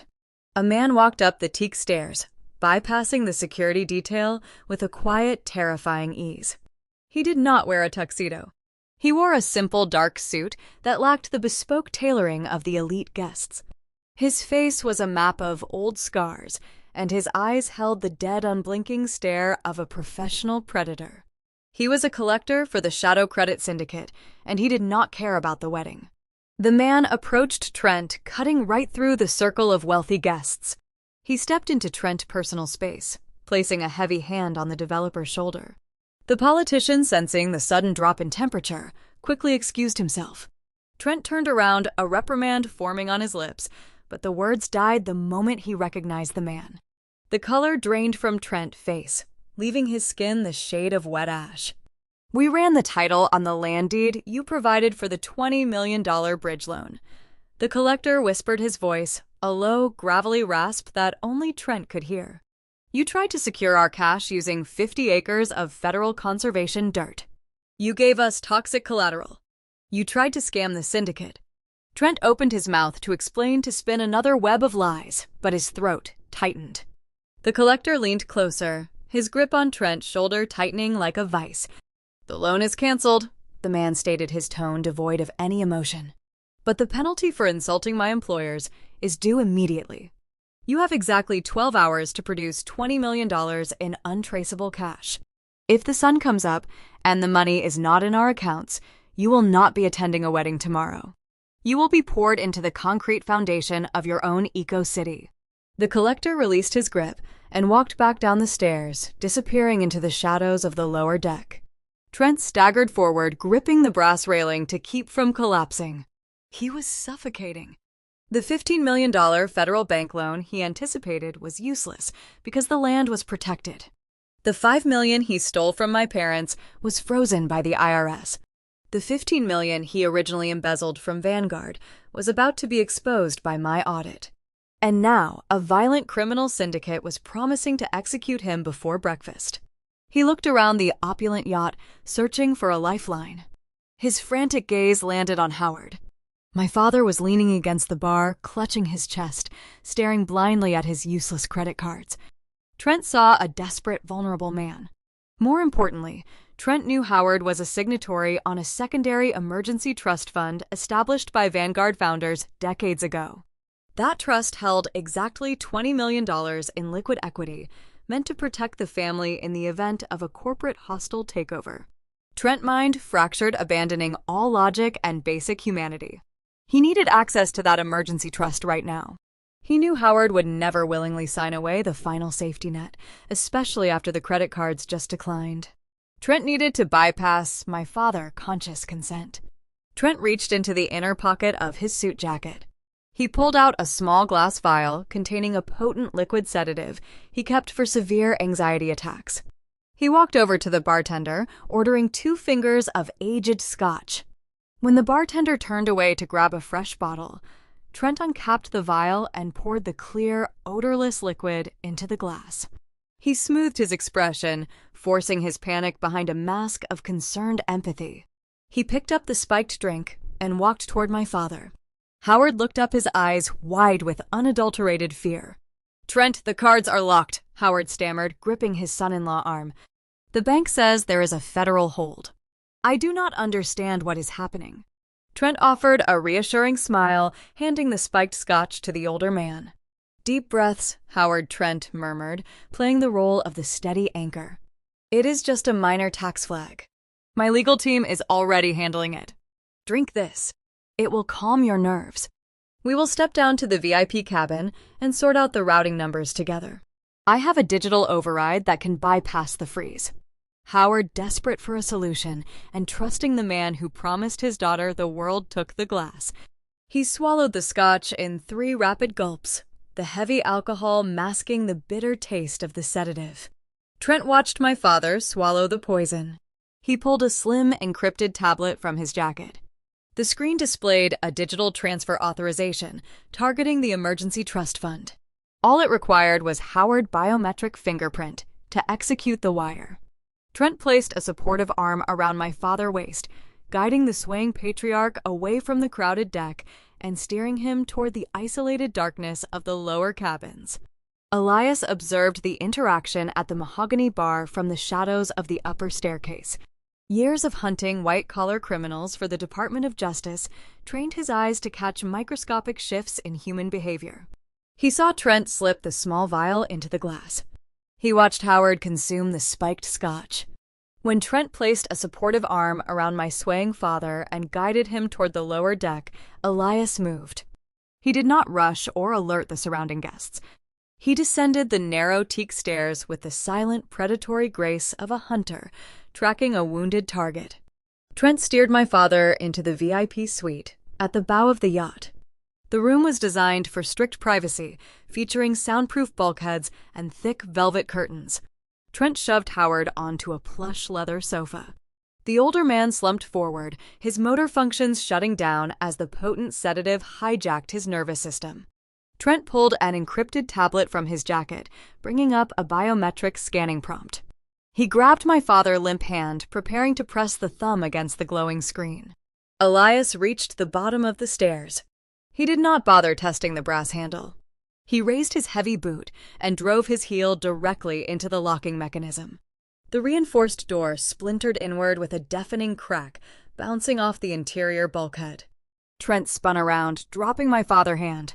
His polished executive facade evaporated, leaving only raw, frantic terror. He realized the walls were closing in, and his logical reasoning shattered. He reached down to his ankle, pulling a compact, subcompact pistol from a concealed holster. Trent leveled the steel barrel at Elias. His hands shook his finger, trembling over the trigger. He shrieked that he would not lose his empire. He threatened to empty the magazine if Elias took another step. Elias did not negotiate with armed, desperate men. He executed a tactical kinetic maneuver, bridging the distance in a fraction of a second. Elias stepped off his center line, evading the trajectory of the barrel while delivering a brutal palm strike to Trent's wrist. The impact shattered Trent's grip, sending the pistol clattering across the polished floorboards. Elias seized the developer's extended arm, rotating the wrist outward and applying precise downward pressure on the elbow joint. Trent let out a choked gasp as his knees buckled. Elias drove him face first into the floor, pinning him under the weight of his knee. I stepped through the ruined doorway seconds later. Accompanying me was a private concierge physician I kept on retainer for corporate events. I gestured toward the sofa. The doctor immediately opened his medical bag, preparing a fast-acting counteragent to neutralize the sedative coursing through my father's veins. I ignored the man pinned to the floor and picked up the encrypted tablet resting on the glass coffee table. I read the legal text displayed on the glowing screen. Trent was not just trying to steal $20 million from the Vanguard Emergency Trust. His plan was far more sinister. I recognized the formatting of a synthetic debt reassignment clause. Trent intended to funnel the trust fund cash into his offshore shell company while legally transferring the $20 million liability owed to the Shadow Credit Syndicate directly to Howard's personal identity. Trent planned to vanish with the cash, leaving my father to face the lethal enforcement tactics of the loan sharks. The physician administered the counteragent via a quick injection. Within moments, the heavy fog clouding Howard's mind began to lift. My father blinked rapidly, his breathing stabilizing as he sat up on the leather sofa. He looked at the shattered door, the pistol resting near the wall, and the former federal prosecutor pinning his future son-in-law to the floor. I handed the tablet to my father. I explained exactly what the man he championed intended to do. I watched the color drain from Howard's face. The pristine illusion of his perfect society family shattered into jagged, useless pieces. He realized he had mortgaged his home and alienated his eldest daughter to protect a predator who intended to sell him to a criminal syndicate. He stared at Trent, his hands shaking as the crushing weight of his own gullibility settled over him. The heavy silence in the cabin was broken by a low, grating sound. Trent shifted under Elias' grip, turning his face toward me. He was not begging for mercy. He was laughing. It was a cold, hollow sound devoid of sanity. He spat a mouthful of blood onto the teak floor and offered a mocking grin. He told me I was too late. Trent explained that a man facing federal indictments and lethal debt collectors does not walk into a crowded room without a final insurance policy. He revealed he had utilized the $5 million he extracted from my parents to purchase a black market routing system on the dark web. He had established a digital deadman switch linked to an external network beyond my corporate firewall.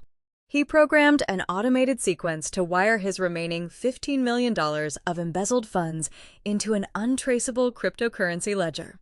But the wire transfer was only the first layer of his contingency. Trent smiled, looking up at me with venomous triumph. He stated that the automated system was tethered to a specific geographic beacon, tracking his personal device.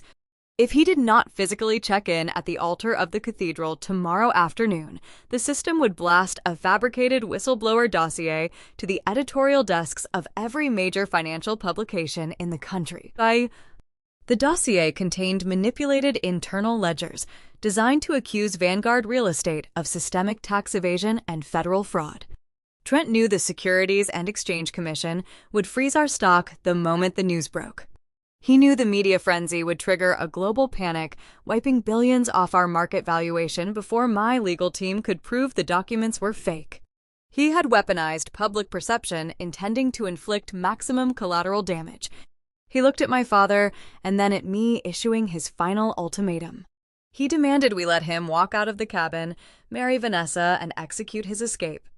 If we tried to hand him over to the authorities before the vows were exchanged, he promised to unleash a public relations nightmare that would burn the entire Vanguard conglomerate to the ground.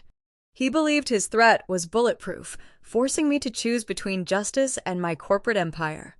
The dawn broke over the Dallas skyline, casting long, cold shadows across the glass facades of the downtown financial district.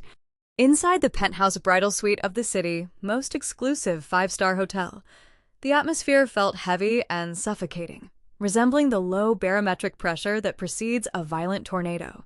The air in the carpeted hallway was silent, but the heavy oak doors of the suite could not contain the chaos erupting inside. I stood in the quiet corridor, leaning against the patterned wallpaper. Elias stood a few feet away, his arms crossed over his chest, his expression a mask of unyielding stone. We did not need to force our way into the room to understand the destruction taking place.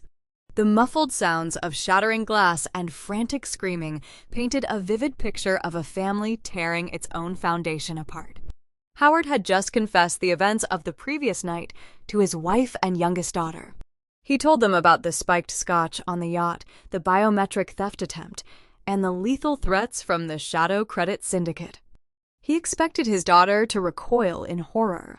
He expected Vanessa to cancel the wedding and distance herself from a man who had tried to drug her father and sell him to loan sharks. Howard fundamentally misunderstood the monster he and Caroline had created. Instead of weeping for her father, Vanessa threw a crystal perfume bottle across the room. The heavy glass smashed against the vanity mirror, sending jagged shards raining down onto the plush white carpet.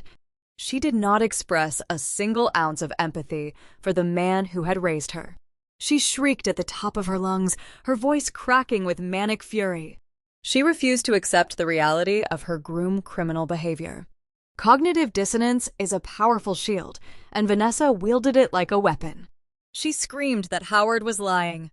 When he swore on his life that the events were true, she immediately pivoted her rage toward me.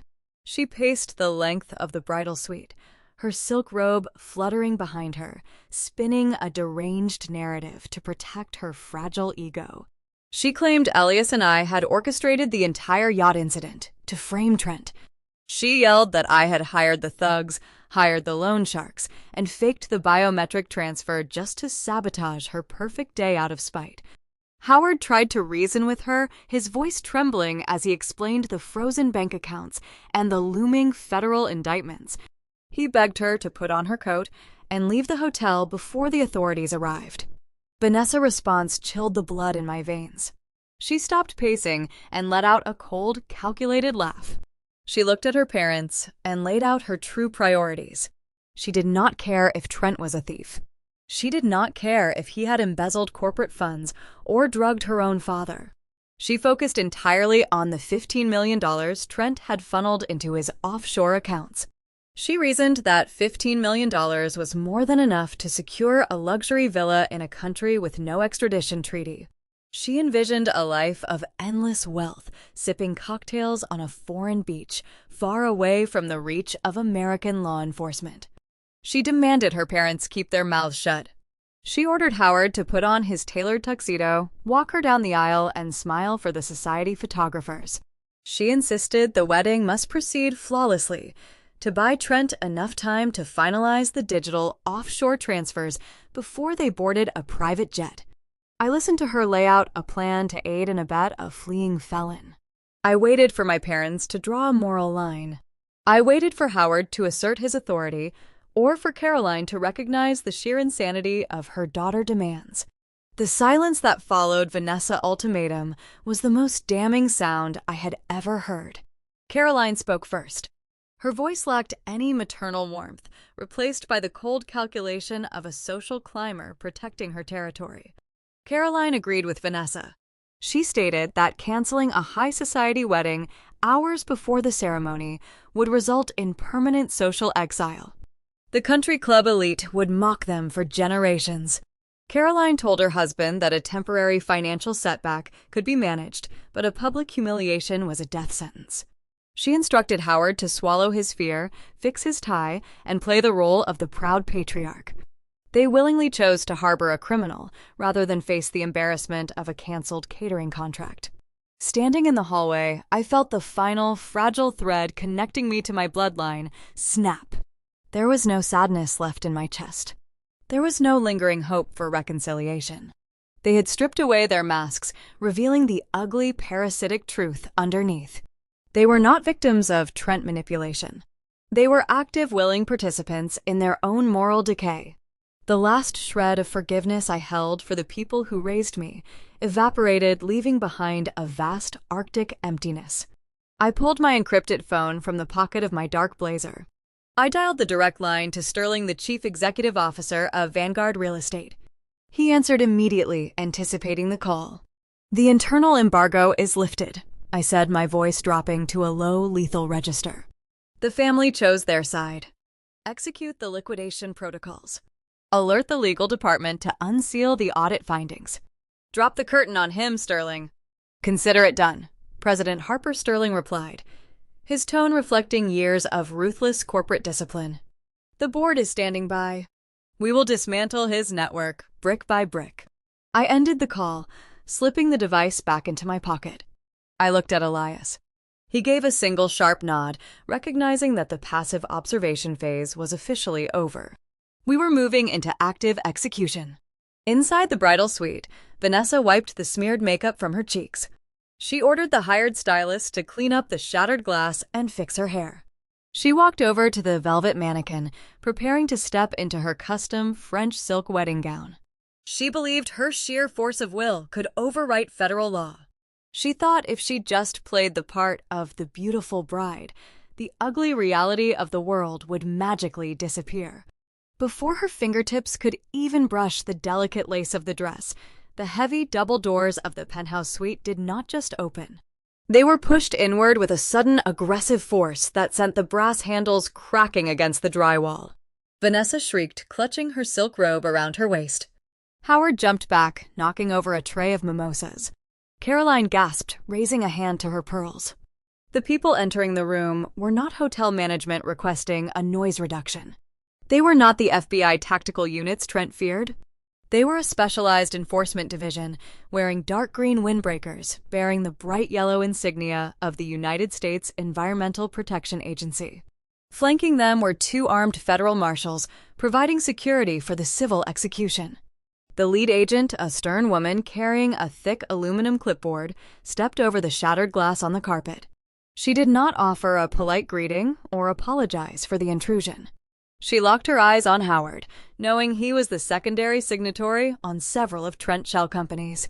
"We are looking for Trent," the agent announced, her voice cutting through the panic in the room like a steel blade. Vanessa stepped forward, her delusional arrogance overriding her common sense. "You cannot barge in here," she demanded, pointing a manicured finger at the federal officers. "This is a private suite. My fiancé is not here. He is preparing for our wedding. Get out before I call our lawyers."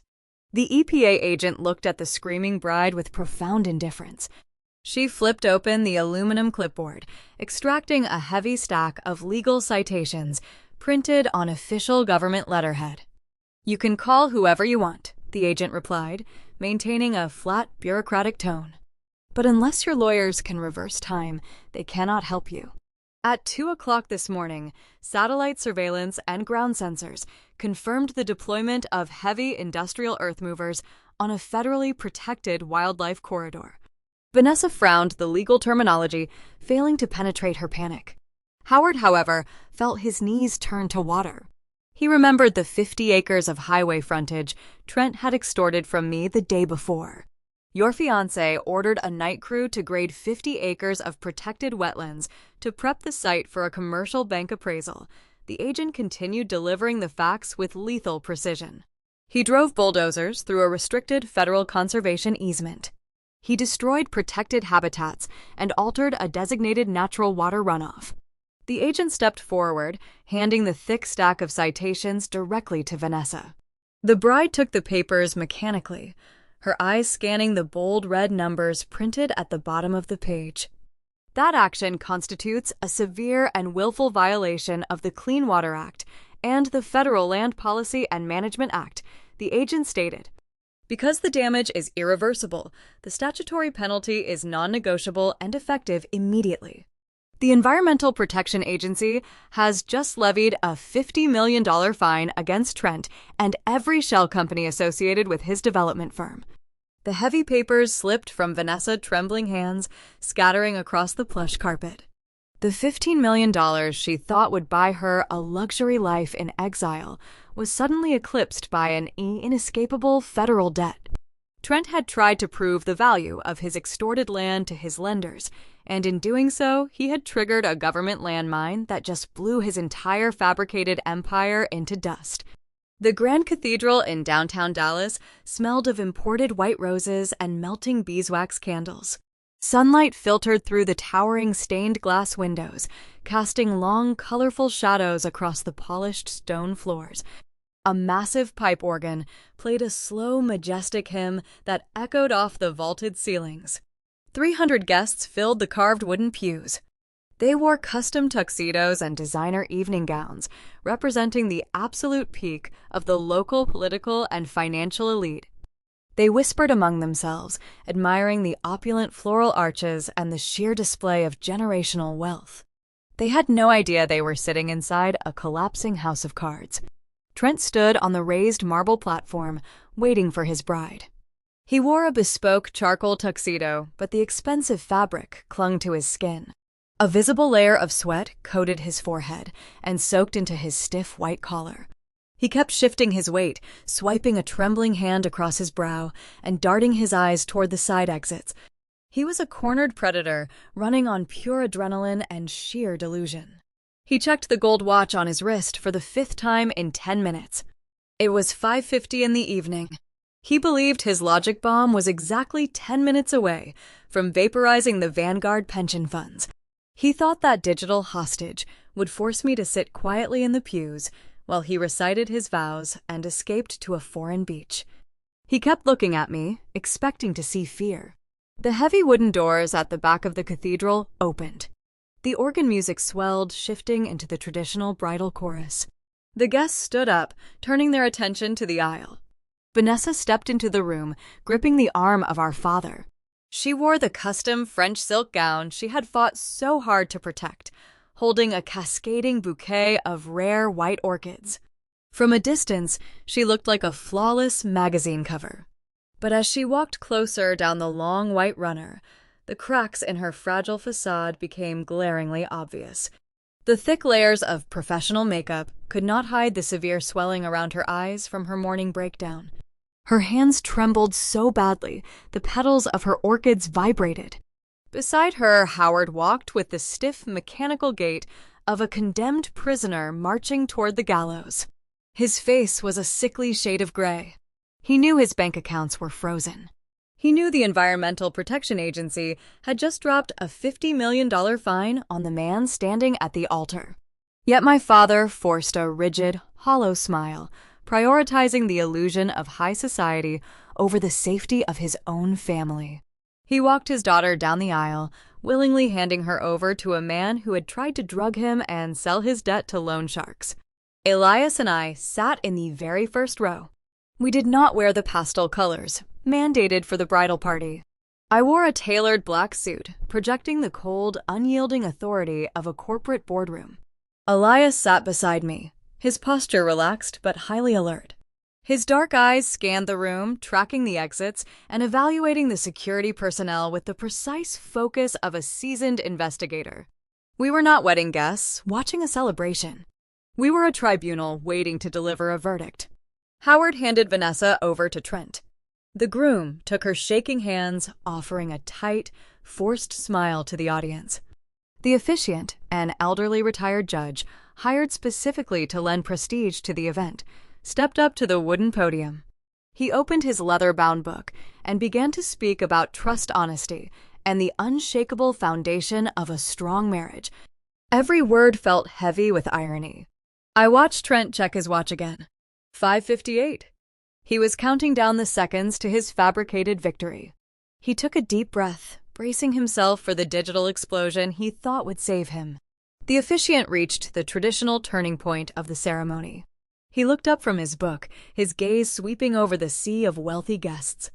If anyone can show just cause why they may not be lawfully joined together, speak now or forever hold your peace. The judge projected his voice, echoing clearly in the silent cathedral. I did not hesitate. I stood up. The fabric of my suit rustled loudly in the quiet room. The rhythmic click of my heels against the marble floor cut through the heavy air. A collective gasp rippled through the pews.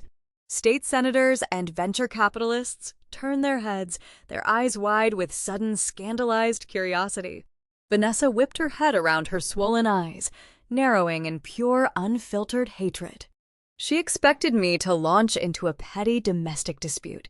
She thought I was going to humiliate her over childhood grudges or expose her fake narrative to the crowd. She braced herself for a sisterly screaming match. I did not even look at my sister. I walked straight to the altar, bypassing the elaborate floral arrangements, and stood directly in front of the groom. Trent took a step back, his polished facade cracking. He glanced at his watch. It was exactly 6 p.m. He waited for my phone to ring. He waited for the Vanguard corporate servers to crash and the frantic screaming to begin. He waited for the leverage that would force me to retreat in disgrace. He did not know his logic bomb was currently chewing on fake data in a secure digital sandbox, isolated in my ranch basement. The silence in the cathedral stretched unbroken by any corporate alarms. I reached into my jacket pocket. I pulled out a thick, bound dossier, stamped with red audit ink. I tossed the heavy stack of paper onto the wooden podium right over the officiant prayer book. The heavy thud echoed across the marble. I turned to face the 300 elite guests, ensuring my voice carried to the very last row. As the president of Vanguard Real Estate Group, I officially terminate Director Trent for corporate A's embezzlement and gross financial fraud. I announced, my tone flat and uncompromising. The cathedral erupted. The polite high society silence shattered into a chaotic wave of gasps, shouts, and frantic whispering. Investors who had poured millions into Vanguard projects stared at Trent in sheer horror. The realization that they were attending a wedding funded by stolen capital washed over the crowd. Vanessa shrieked, dropping her bouquet to the marble floor. Trent stood frozen, his mouth opening and closing wordlessly. The blood drained from his face as he realized I had just stripped him of his title, his protection, and his dignity in front of the entire city. The digital smokescreen he relied on had failed, leaving him entirely exposed. I turned back to Trent, ready to deliver the final blow. Furthermore, I began preparing to expose the toxic land deal and the federal fines. Before the next word could leave my lips, the entire cathedral shook. The towering wooden doors at the main entrance did not just open. They were kicked inward with a deafening crash that instantly silenced the screaming guests. The heavy wood slammed against the stone walls with enough force to crack the plaster. Everyone turned toward the back of the room, expecting to see flashing blue lights and federal tactical gear. They expected law enforcement responding to my public accusation of corporate fraud. The men walking down the center aisle did not carry badges. They wore dark tailored suits that stretched tightly over heavy muscular frames. Their faces held the cold, calculating deadness of professional enforcers. This was not the FBI. This was the Shadow Credit Syndicate. The loan sharks had arrived to collect their unpaid debt. A dozen men fanned out across the cathedral, moving with terrifying military precision. They shoved the brass deadbolts into place, locking the main doors. They marched to the side exits, pulling heavy steel chains from their pockets and securing the handles, blocking any chance of escape. The wealthy guests shrank back into the pews, realizing they were trapped. The lead enforcer, a tall man with a jagged scar running down his neck, walked halfway down the center aisle. He stopped and surveyed the trembling crowd of billionaires, politicians, and socialites. He did not care about their status or their bank accounts. He only cared about the ledger. He looked directly at Trent, who was now cowering behind the wooden podium, using the elderly judge as a human shield. "The groom over there owes my employers $20 million. The enforcer projected his voice raw and grating scraping against the acoustics of the room. He tried to pay us with protected federal dirt. That makes the debt past due. Since he cannot pay his tab, we are liquidating his assets right here and right now." The enforcer pulled a heavy canvas bag from his shoulder and dropped it onto the floor. It hit the stone with a dull, heavy thud. He looked at the terrified high society guests, pulling back his suit jacket to reveal the dark steel grip of a firearm tucked into his waistband. His men mirrored the gesture across the room.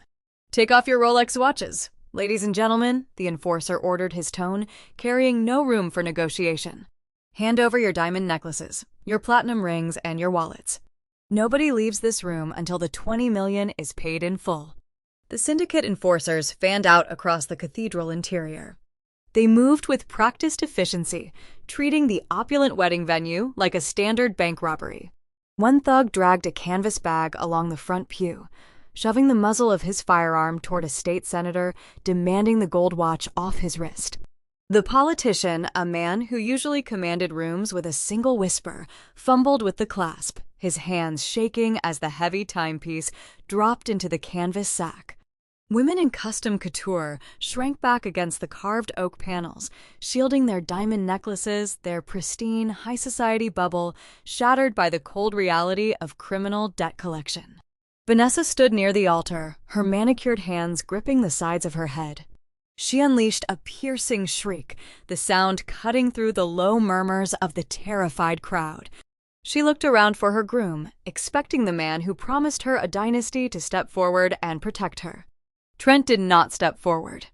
The self-proclaimed visionary developer, the man who had mocked my flannel shirt and bragged about his untouchable wealth, scrambled backward up the marble steps. He grabbed Howard by the shoulders and physically pulled the older man in front of him. Trent cowered behind my father, using the trembling patriarch as a human shield against the armed enforcers. Howard gasped, his knees buckling under the weight of his future son-in-law cowardice, his face a portrait of profound regret. The lead enforcer sneered, racking the slide of his pistol to chamber a round. The metallic clack echoed ominously in the vaulted space. He instructed the crowd to empty their pockets faster. Elias stepped out from the front row. He did not yell. He did not draw a weapon. He walked into the center aisle with the slow, deliberate stride of a man accustomed to navigating active war zones. The tailored fabric of his suit shifted over his broad frame as he placed himself directly between the armed syndicate leader and the trembling wedding guests.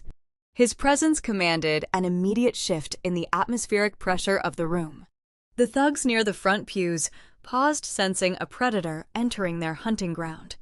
The lead enforcer narrowed his eyes, leveling the barrel of his pistol at Elias' chest. He warned my husband to sit back down and empty his pockets unless he wanted to leave the cathedral in a body bag. Elias ignored the threat entirely.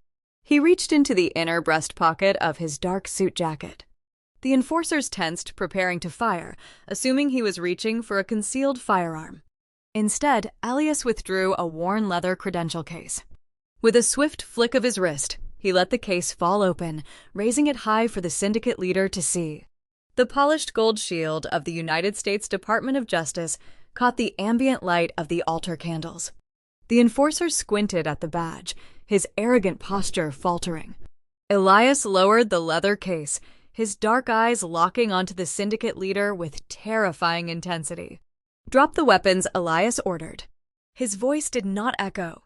It resonated with a deep, crushing authority, a tone perfected over a decade of interrogating cartel bosses and orchestrating federal raids. "You walked into a closed tactical perimeter. If you discharge a single round inside this building, none of you will survive the extraction."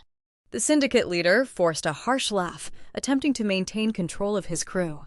He dismissed Elias as a retired suit, trying to play hero, claiming a badge meant nothing against a dozen loaded firearms. Elias did not break eye contact. He tilted his head slightly toward the towering stained glass windows lining the eastern wall of the cathedral. "Look at the glass," Elias instructed, his voice remaining dead calm. The enforcer frowned, throwing a cautious glance toward the towering depictions of saints and angels. A split second later, the dark evening sky outside the cathedral erupted in a synchronized strobing display of tactical lights. The red and blue illumination filtered through the colored glass, projecting chaotic shifting patterns across the stone floor. Elias laid out the tactical reality with surgical precision. The Federal Bureau of Investigation hostage rescue team locked down the perimeter 15 minutes ago. There are 2 armored Bearcat vehicles blocking the main steps. You have snipers positioned on the adjacent rooftops, holding lethal overwatch on every exit. The local police department has cordoned off a 3-block radius. You are not holding a room full of hostages. You are standing inside a federal snare. The enforcer rushed to the nearest window, pressing his face against the narrow strip of clear glass near the bottom frame. His scarred face went pale. The street outside, previously filled with luxury sedans and valet attendants, was now a staging ground for a militarized federal response. Dozens of tactical operators in heavy tactical gear knelt behind armored doors, their rifles trained on the cathedral entrances. The flashing lights painted the entire block in the stark colors of an impending breach. The criminal survival instinct overrode the Syndicate debt collection protocol. The leader stepped back from the window, realizing his operation had been compromised before they even stepped out of their vehicles. He looked at Elias, weighing his options. A $20 million debt was not worth dying in a shootout with federal tactical units. The leader lowered his pistol, dropping it onto the marble floor. The heavy steel clattered loudly in the quiet church. He raised his hands, lacing his fingers behind his head. Seeing their boss surrender, the remaining thugs scattered throughout the pews followed suit. One by one, firearms hit the stone tiles. The canvas bags filled with stolen watches and jewelry were abandoned in the aisles. The immediate physical threat was neutralized by the sheer gravity of federal power. Trent watched the Syndicate surrender from his hiding spot behind Howard. The fragile sliver of hope he harbored snapped. The loan sharks were neutralized, which meant the FBI tactical team outside was not just here for the armed intruders. They were here for the executive who had embezzled corporate funds, committed federal bank fraud, and violated the Clean Water Act. Trent shoved Howard aside, sending my father stumbling into the altar railing. The groom abandoned his bride, his dignity, and his extortion plots. He bolted toward the sacristy doors, located behind the choir loft, hoping to find a subterranean maintenance tunnel or a rear exit the federal agents had overlooked. He never made it past the altar. Elias pivoted, tracking the fleeing executive with the ruthless efficiency of a trained operative. He closed the distance in 3 rapid strides, cutting off the escape route before Trent could even reach the sacristy handle. Trent skidded to a halt, his eyes wide with animalistic panic. He threw a desperate, uncoordinated punch, hoping to clear a path. Elias slipped the wild swing with effortless grace, stepping inside the developer guard. He planted his lead foot, rotating his hips to generate maximum kinetic force, and delivered a devastating uppercut directly to the point of Trent jaw. The impact sounded like a dry branch, snapping in a quiet forest. Trent's feet left the ground. His eyes rolled back into his head before his body even began to fall. The bespoke charcoal tuxedo crumpled, collapsing onto the polished marble floor. He landed hard, sliding a few inches across the slick stone, coming to a dead stop at the base of the wooden podium where he had planned to recite his vows. The self-proclaimed prodigy of the Dallas real estate market was rendered unconscious by a single perfectly executed strike, lying motionless in a puddle of spilled altar wine and crushed white orchids. The cathedral remained frozen in stunned silence. The wealthy guests stared at the unconscious groom and the surrendered thugs, their reality entirely fractured by the swift, brutal execution of justice. I stepped up to the altar, standing beside Elias, looking down at the man who had tried to steal my land and frame my husband. The ledger was finally balanced, but the delusion of my family remained unbroken. Vanessa scrambled up the marble steps, her silk wedding dress catching on the scattered flowers. She dropped to her knees beside Trent's unconscious body, her hands hovering over his bruised jaw. She did not look at the surrendered loan sharks.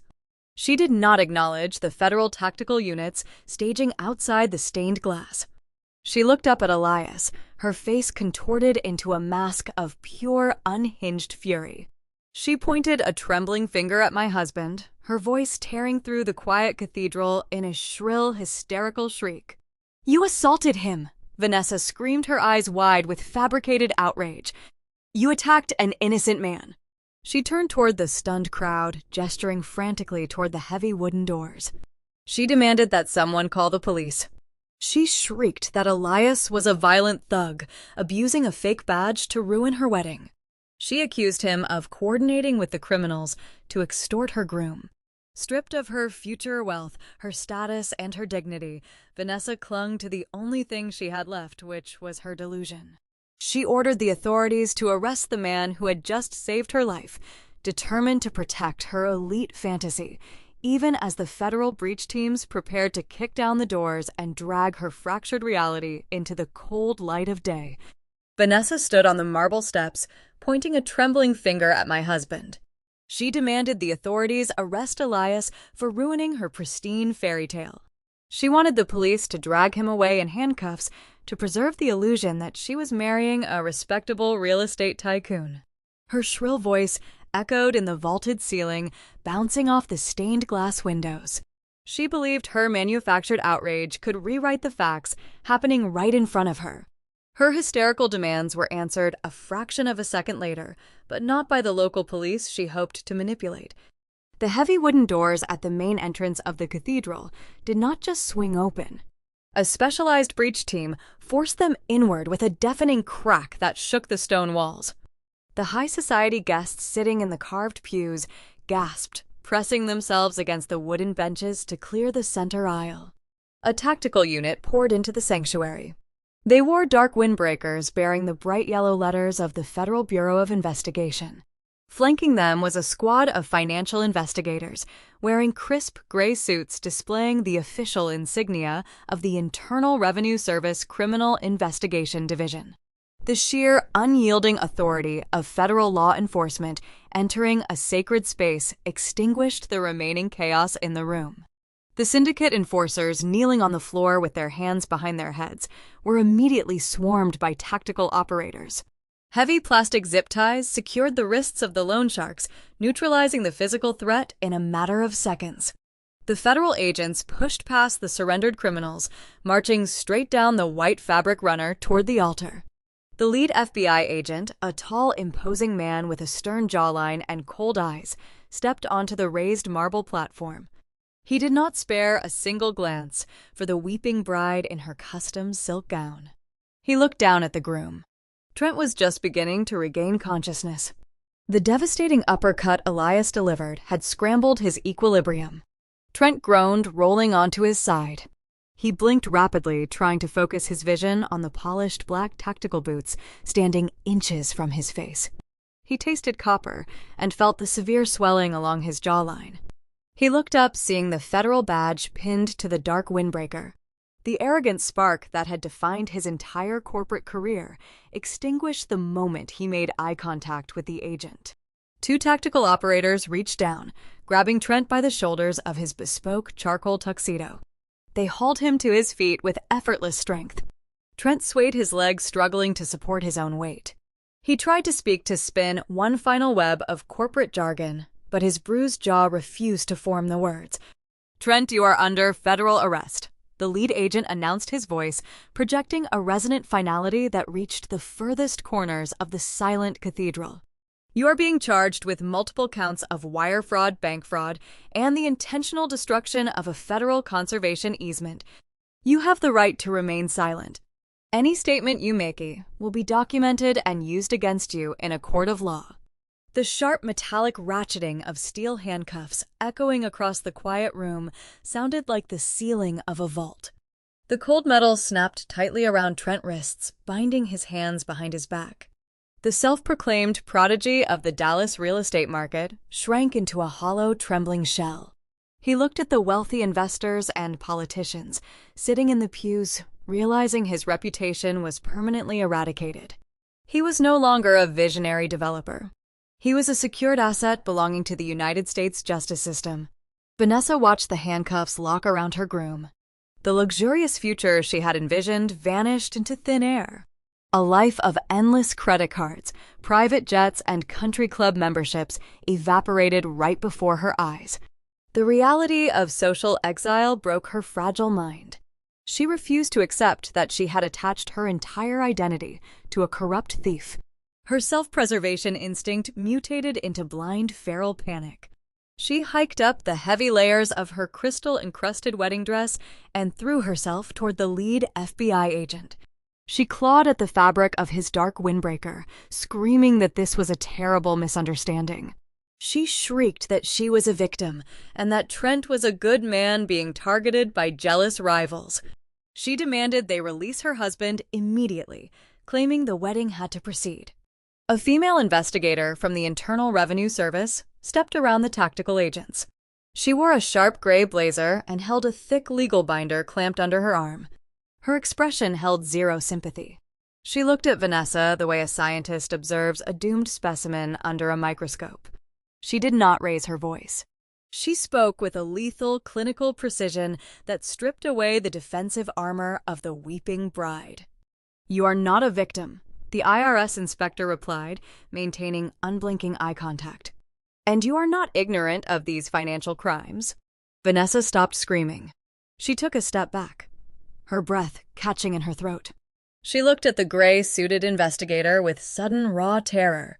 The inspector unclasped her binder and extracted a stack of documents bearing the official seal of a federal judge. She held up a specific corporate charter, highlighting a signature line at the bottom of the page. 2 weeks ago, you visited a luxury bridal boutique and a private jeweler. The inspector continued, delivering the facts with surgical accuracy. You purchased a custom French silk gown and a diamond necklace, totaling $500,000. You did not use a personal credit card. You authorized a direct wire transfer from a newly formed shell company. Vanessa shook her head, her pristine makeup running in dark, ugly streaks down her cheeks. She stammered that Trent told her the company was just a new development subsidiary. She claimed she'd just signed the papers he put in front of her to expedite the wedding planning. Ignorance of corporate structure is not a viable legal defense, the inspector stated, folding the document and sliding it back into the binder. You did not just sign a receipt. You signed the incorporation papers listing yourself as a co-director of that specific shell entity. That shell company was used to funnel stolen capital from Vanguard Real Estate Group by acting as an authorized signatory to purchase luxury personal goods with illicit funds. You actively participated in washing the money. The inspector signaled the female marshal standing near the choir loft. You are officially under arrest for co-conspiracy to commit money laundering. The inspector declared, her tone carrying the crushing weight of the federal tax code. The marshal stepped forward, pulling a second pair of steel handcuffs from her tactical belt. She grabbed Vanessa's wrists, pulling them behind her back. The cold steel clicked into place. The sound shattered the final pillar of the bride delusional fantasy. Vanessa let out a piercing, high-pitched wail. Her knees gave out. The marshals had to support her weight by her arms to keep her from collapsing onto the floor. The heavy silk train of her expensive dress dragged across the marble, collecting the dust and the crushed orchid petals. She was paraded past the pews of her wealthy peers, weeping uncontrollably, a convicted felon wearing a couture gown. Howard and Caroline stood frozen near the altar railing. They watched the federal agents haul their golden child toward the exit. The pristine reputation they had spent decades building inside the gated communities of North Dallas turned to ash in front of their eyes. The country club friends they had catered to were currently whispering among themselves, documenting the downfall on their smartphones. The social isolation was instantaneous. Panic breeds desperation, and there was no logic left in my parents' minds. They saw the federal badge on Elias' jacket. They saw the quiet, unyielding authority radiating from my posture. They realized that the daughter they had marginalized her entire life was the only person in the room wielding genuine, untouchable power. Howard broke away from the altar railing. Caroline followed close behind him, her heels clicking erratically against the stone. They bypassed the federal agents and rushed directly toward me. Howard dropped to his knees on the marble floor, right in front of my leather boots. He reached out, grabbing the fabric of my dark suit jacket. His face was stained with tears, his tailored tuxedo rumpled and tight across his chest. Caroline clutched my arm, her fingers digging into my skin, sobbing hysterically. "Harper, please." Howard begged, his voice cracking under the pressure of his total ruin. "You have to stop this. You are the president of the company. You have lawyers on retainer. You know, the federal agents. Please tell them to let her go." Caroline wept, nodding frantically. "We did not know Trent was a criminal." Caroline choked out, spitting out her lies to save her favorite child. "He tricked us. He manipulated Vanessa. She is just a naive girl. She does not belong in a federal prison. Please, Harper, you have to use your corporate power to post her bail. You have to fix this." They knelt at my feet, weeping and pleading. The people who had insulted my clothes, demanded my land, and mortgaged their own home to fund a fraudster were now begging me to act as their savior. They wanted me to deploy the vast legal and financial resources of Vanguard real estate to rescue a woman who had tried to extort me just 24 hours ago. Howard tightened his grip on my jacket, looking up at me with desperate, bloodshot eyes. He offered his ultimate bargaining chip. "We will disown him," Howard promised, his voice a pathetic, raspy whisper. "We will cut all ties with Trent. We will never speak his name again. Just sign the papers to get Vanessa out of those handcuffs. We are a family, Harper. You cannot let your own flesh and blood go to a concrete cell. I am begging you to save your sister." I looked down at the people who gave me life. Howard knelt on the cold marble floor, his expensive tuxedo pooling around his knees. Caroline clutched my sleeve, her manicured nails digging into the dark fabric of my suit. They were weeping, reciting empty promises about disowning the man they had championed just hours prior. They offered to erase Trent from their memory if I would only deploy my corporate lawyers to shield their favorite child from the federal justice system. They weaponized the concept of family, hoping the shared blood in our veins would override the staggering reality of their crimes. I did not step back. I did not pull my arm away from my mother's desperate grip. I simply stared at them with eyes devoid of any lingering warmth. The emotional tether that bound me to their toxic orbit had dissolved, leaving nothing but a profound clinical stillness. "You want me to save Vanessa?" I asked, my voice echoing flat and hollow in the quiet space. "You want me to buy her freedom and pretend this wedding was just a minor misunderstanding?" Howard nodded frantically, his breath hitching in his chest. "Yes, Harper, please. We will handle Trent. We will cut him off. Just protect your sister." I tilted my head, studying the frantic patriarch. "You are offering to cut ties with a man who already drained your accounts." I replied, the clinical detachment in my tone, making Howard flinch. "You seem to forget a very crucial detail about your own survival. Howard, did you forget that you mortgaged the pristine house you are currently sleeping in to hand $5 million to a sinking fraudster?" The mention of the second mortgage caused a visible tremor to run through my father's shoulders. The panic in his eyes shifted from his arrested daughter to his own precarious reality. He swallowed hard, trying to summon the ghost of his former authority. He attempted to wave the financial disaster away with a trembling hand, relying on outdated assumptions about high society privilege. "That is just a temporary liquidity issue," Howard stammered, forcing a nervous, breathless laugh. "The wire transfer was flagged by the tax authorities, but the bank will clear it by Monday. Even if the money is tied up in the shell accounts, I know the branch manager personally. We have a 30-day grace period on the collateral. I will make a simple phone call. The bank will grant us an extension. We are preferred clients, Harper. He still believed his zip code and his golf club memberships insulated him from the cold mechanics of the financial sector. He thought a friendly phone call and a firm handshake could erase a $5 million uncollateralized risk. A man stepped out from the first row of the pews, moving with a quiet, unhurried elegance. It was Marcus, the chief financial officer of Vanguard Real Estate Group. He had been sitting silently behind Elias, observing the corporate execution unfold. Marcus wore a sharp navy suit, holding a single manila folder in his left hand. As my most trusted executive, he understood the precise mathematical cruelty of debt acquisition. Marcus bypassed the federal agents securing the perimeter and stopped right next to where Howard knelt on the stone. The branch manager does not own your paper anymore. Howard Marcus stated, his voice smooth and carrying the lethal weight of a corporate ledger. Howard looked up, his brow furrowing in confusion. "What are you talking about?" he whispered. Marcus opened the manila folder and extracted a single crisp sheet of legal paper.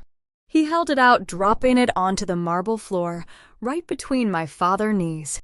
The bold black lettering at the top of the page read notice of foreclosure and immediate asset seizure.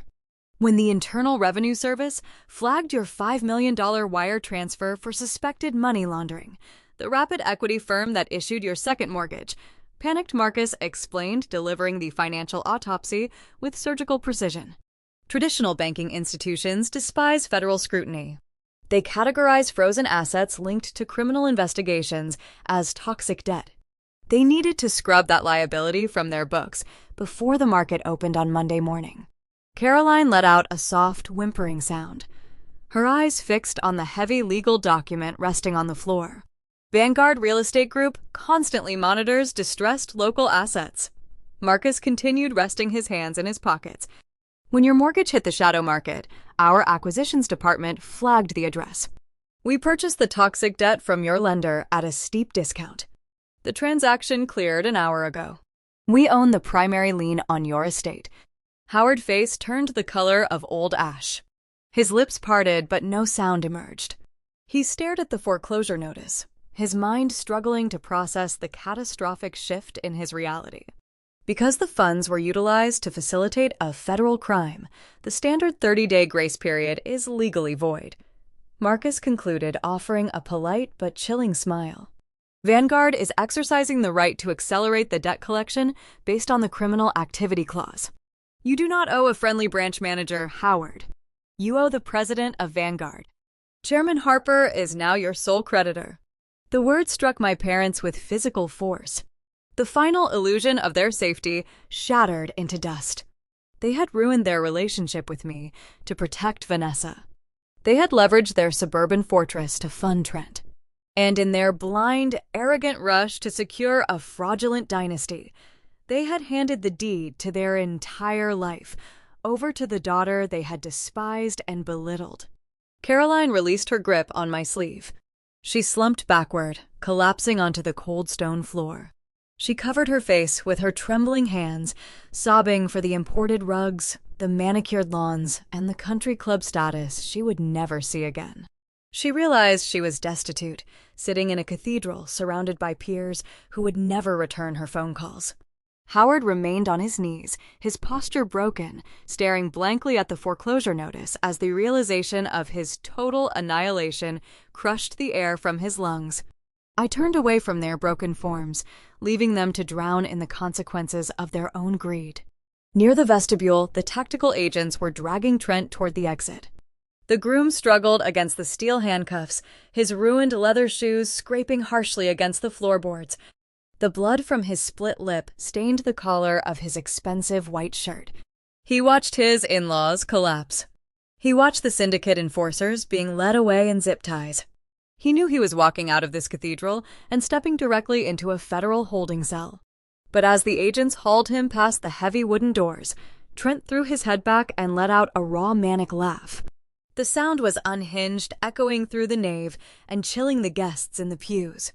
He dragged his feet, forcing the federal operators to halt for a fraction of a second. He turned his bruised face toward the altar, his wild eyes locking onto me. "You think you won?" Trent screamed, his voice tearing through the cavernous space. "You think you took my empire, Harper? Check your watch. Look at the time." The tactical agents jerked his arms, ordering him to step forward, but Trent planted his boots against the stone archway, fighting for one final moment of twisted victory. "It is past 6 o'clock!" Trent roared, spitting blood onto the floor. "The countdown is over. The logic bomb detonated. I told you I would burn it all down. Every single retirement account, every employee pension fund in the Vanguard network is gone. You own a graveyard. The money is vaporized and your company is dead." He laughed again, a hysterical grating sound echoing in the silent cathedral, convinced that even in handcuffs, he had delivered a lethal, catastrophic strike to the heart of my corporate empire.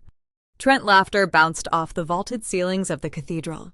It was a jagged, desperate sound, echoing with the hollow confidence of a man who believed he had secured a mutual destruction. The tactical agents gripping his arms paused their movements, halting as they glanced back toward the altar. The high society guests sitting in the carved wooden pews held their breath. State senators, tech executives, and venture capitalists, who had their own capital tied up in Vanguard real estate projects, shifted uncomfortably in their seats.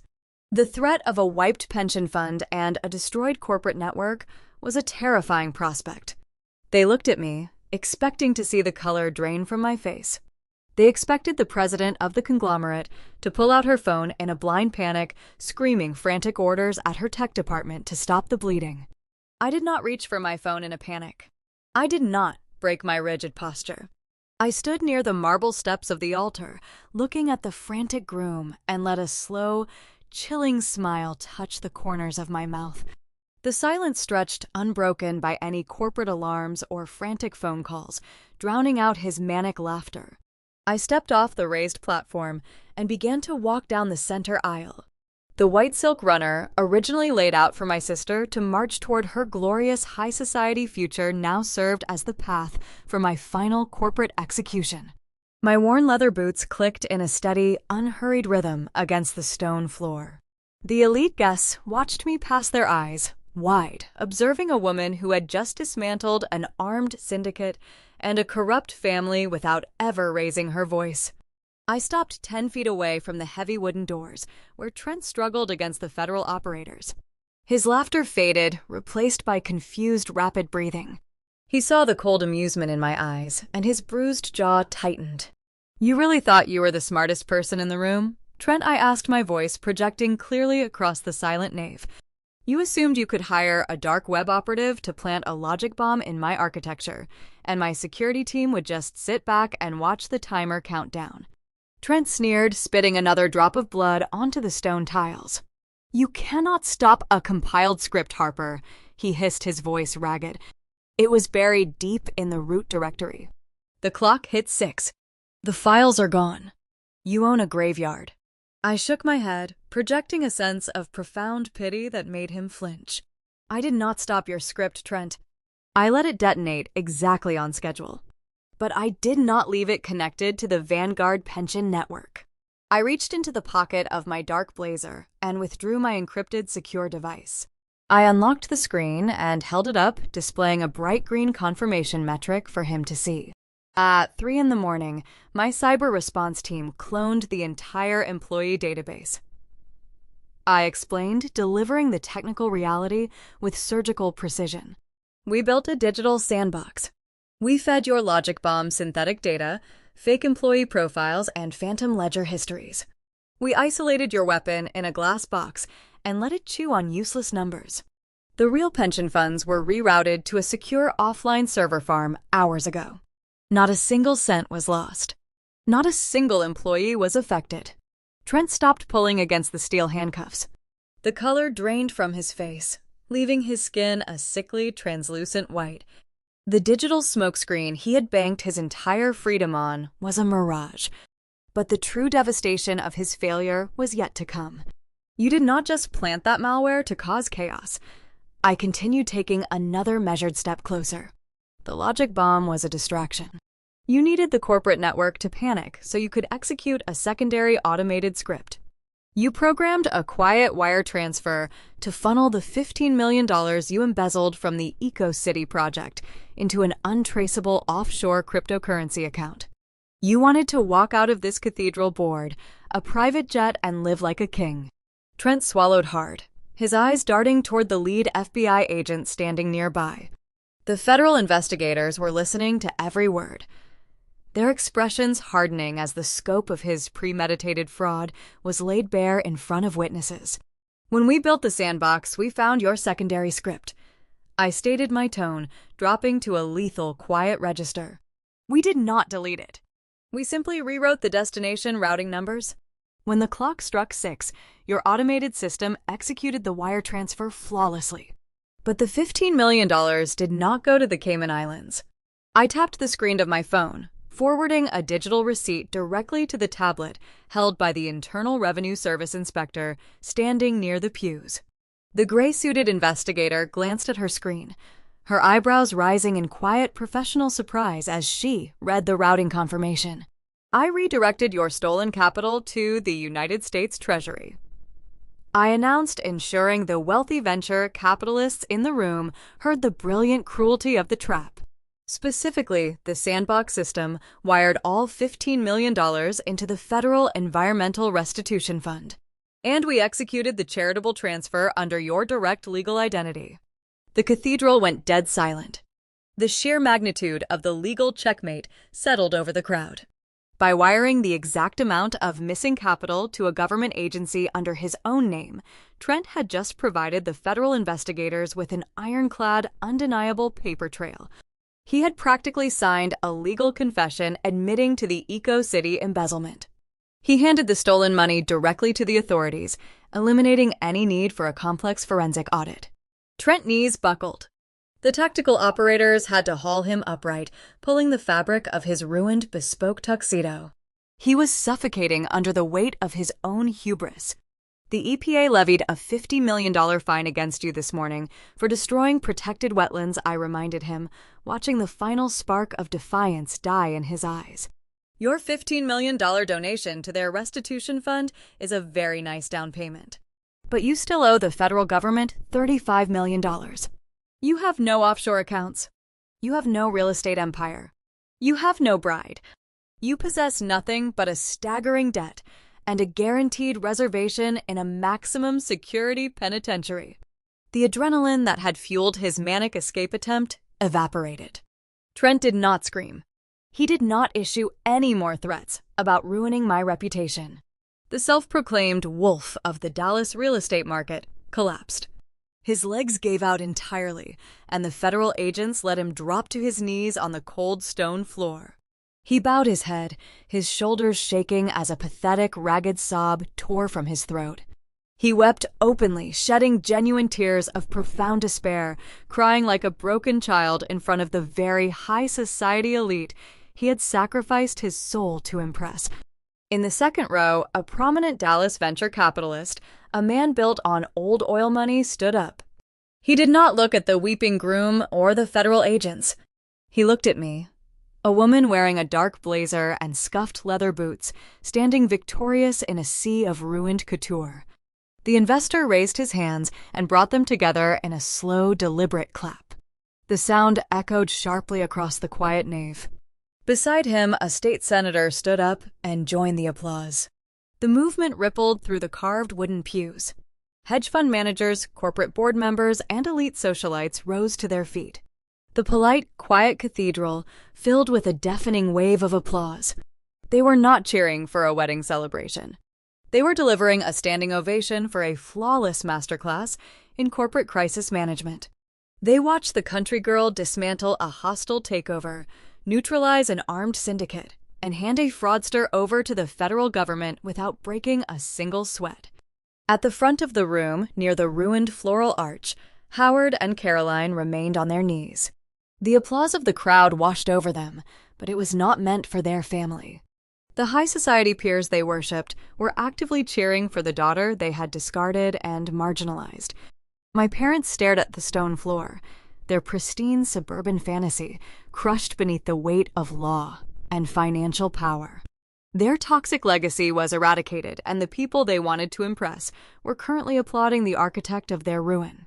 The FBI tactical agents hauled Trent back to his feet, dragging the sobbing groom through the heavy wooden doors and out into the flashing red and blue lights of the federal convoy waiting on the street. The IRS inspectors followed marching Vanessa out in handcuffs, her silk train dragging through the dirt and debris. The execution was complete. I turned away from the heavy doors and looked at Elias. My husband offered a warm, proud smile, unbuttoning his suit jacket and stepping out of the center aisle to join me. The storm had passed, leaving behind a clean, empty silence. The Vanguard empire was secure. There was only one final piece of business remaining, and it awaited us back at the ranch, far away from the rotting core of the Dallas elite. 6 months passed, bringing a quiet, relentless closure to the chaos of that wedding day. The federal justice system operates with a cold mechanical precision that no amount of smooth talking or corporate maneuvering can derail. Trent stood before a federal judge in a heavily guarded downtown Dallas courtroom. He was entirely stripped of his bespoke charcoal tuxedo, his expensive silk ties, and his manufactured arrogance. He wore a standard-issue orange canvas jumpsuit, his wrists bound by heavy steel chains that clinked softly whenever he shifted his weight. His defense attorneys attempted to build a narrative of corporate pressure, claiming Trent was a victim of a ruthless real estate market and aggressive lending quotas. Their fragile defense disintegrated the moment the federal prosecutor pressed play on the audio file. The courtroom listened in dead silence as the recordings from the speakeasy filled the room. They heard Trent boasting about the logic bomb, tossing racial slurs at my husband, and detailing his plot to vaporize the Vanguard pension funds. Trent sat at the defense table, staring down at his chained hands as his own recorded voice dismantled his remaining dignity. The judge looked down from the elevated bench, expressing profound disgust at the sheer magnitude of his predatory greed. The gavel fell, delivering a sentence of 25 years in a maximum security federal penitentiary. Federal guidelines do not grant early parole for severe economic terrorism. Trent will spend the next 2 decades locked inside a concrete cell measuring 8 feet by 10 feet. He spends his days staring at a cinder-block wall, eating bland cafeteria food instead of sipping champagne on a foreign beach. The man who tried to steal my empire is now a number in a federal database, permanently erased from the Dallas real estate market. My parents faced a different kind of prison. The foreclosure on their pristine North Dallas estate proceeded without a single delay. Vanguard Real Estate held the primary lien, and my financial department executed the eviction notice with clinical efficiency. On a cold Tuesday morning, a generic moving truck backed into the driveway of the gated community they had worshipped for 30 years. Howard and Caroline were forced to pack a few remaining personal items into cheap cardboard boxes, carrying them out, while their wealthy neighbors peeked through their plantation shutters. They left behind the imported silk rugs, the antique porcelain vases, and the illusion of their high society superiority. Today they live in a cramped 2-bedroom apartment situated near a noisy industrial park on the edge of the city. The walls are paper-thin, vibrating every time a heavy transport truck rolls down the nearby highway. They survive on a meager fixed-income clipping coupons and checking price tags at the local discount grocery store. But their true punishment is not the physical downgrade of their living situation. It is the absolute silence of their social isolation. The elite country club friends they sacrificed their morals to impress abandoned them the moment the e-financial scandal broke. Their phones never ring. No one invites them to charity galas or high society brunches. They sit in their small, drafty living room, surrounded by the suffocating weight of their own regret. They realize every single day that they traded their legacy and alienated their eldest daughter for a fraudster who left them with nothing but toxic debt and a ruined name. Vanessa managed to avoid a federal prison sentence, but the justice system crafted a punishment far more poetic for a woman obsessed with aesthetics and status. To escape mandatory jail time for acting as a co-conspirator in a money laundering scheme, she accepted a strict plea agreement offered by the federal prosecutors. The judge sentenced her to 3,000 hours of hard manual community service, Due to her direct involvement in spending funds stolen from the Vanguard Eco-City project, the court assigned her labor to the Environmental Protection Agency. She was mandated to participate in the physical restoration of the exact federal conservation easement Trent had attempted to destroy. Every morning before the sun rises, Vanessa reports to a dusty staging ground located right on the edge of my property line. The custom French silk gowns and diamond necklaces are gone. She wears stiff denim overalls, heavy steel toe work boots, and thick leather gloves. Her flawless manicures are a distant memory, replaced by broken nails blisters and ingrained dirt. She works 12-hour shifts under the blistering Texas sun, swinging a heavy steel shovel to repair irrigation trenches and clear debris from the protected wetlands. She spends her afternoons shoveling horse manure from the adjoining federal stables, her face smeared with mud and sweat. The site foreman, a retired Marine who does not care about local socialites or bridal magazines, barks harsh orders at her whenever she slows down or complains about the heat. When her muscles ache and she leans against her shovel for a brief moment of rest, she has no choice but to look across the barbed wire fence. She has to look at the sprawling 500 acres of my ranch, the very same dirt she called worthless, the land she demanded I sell to fund her luxury lifestyle.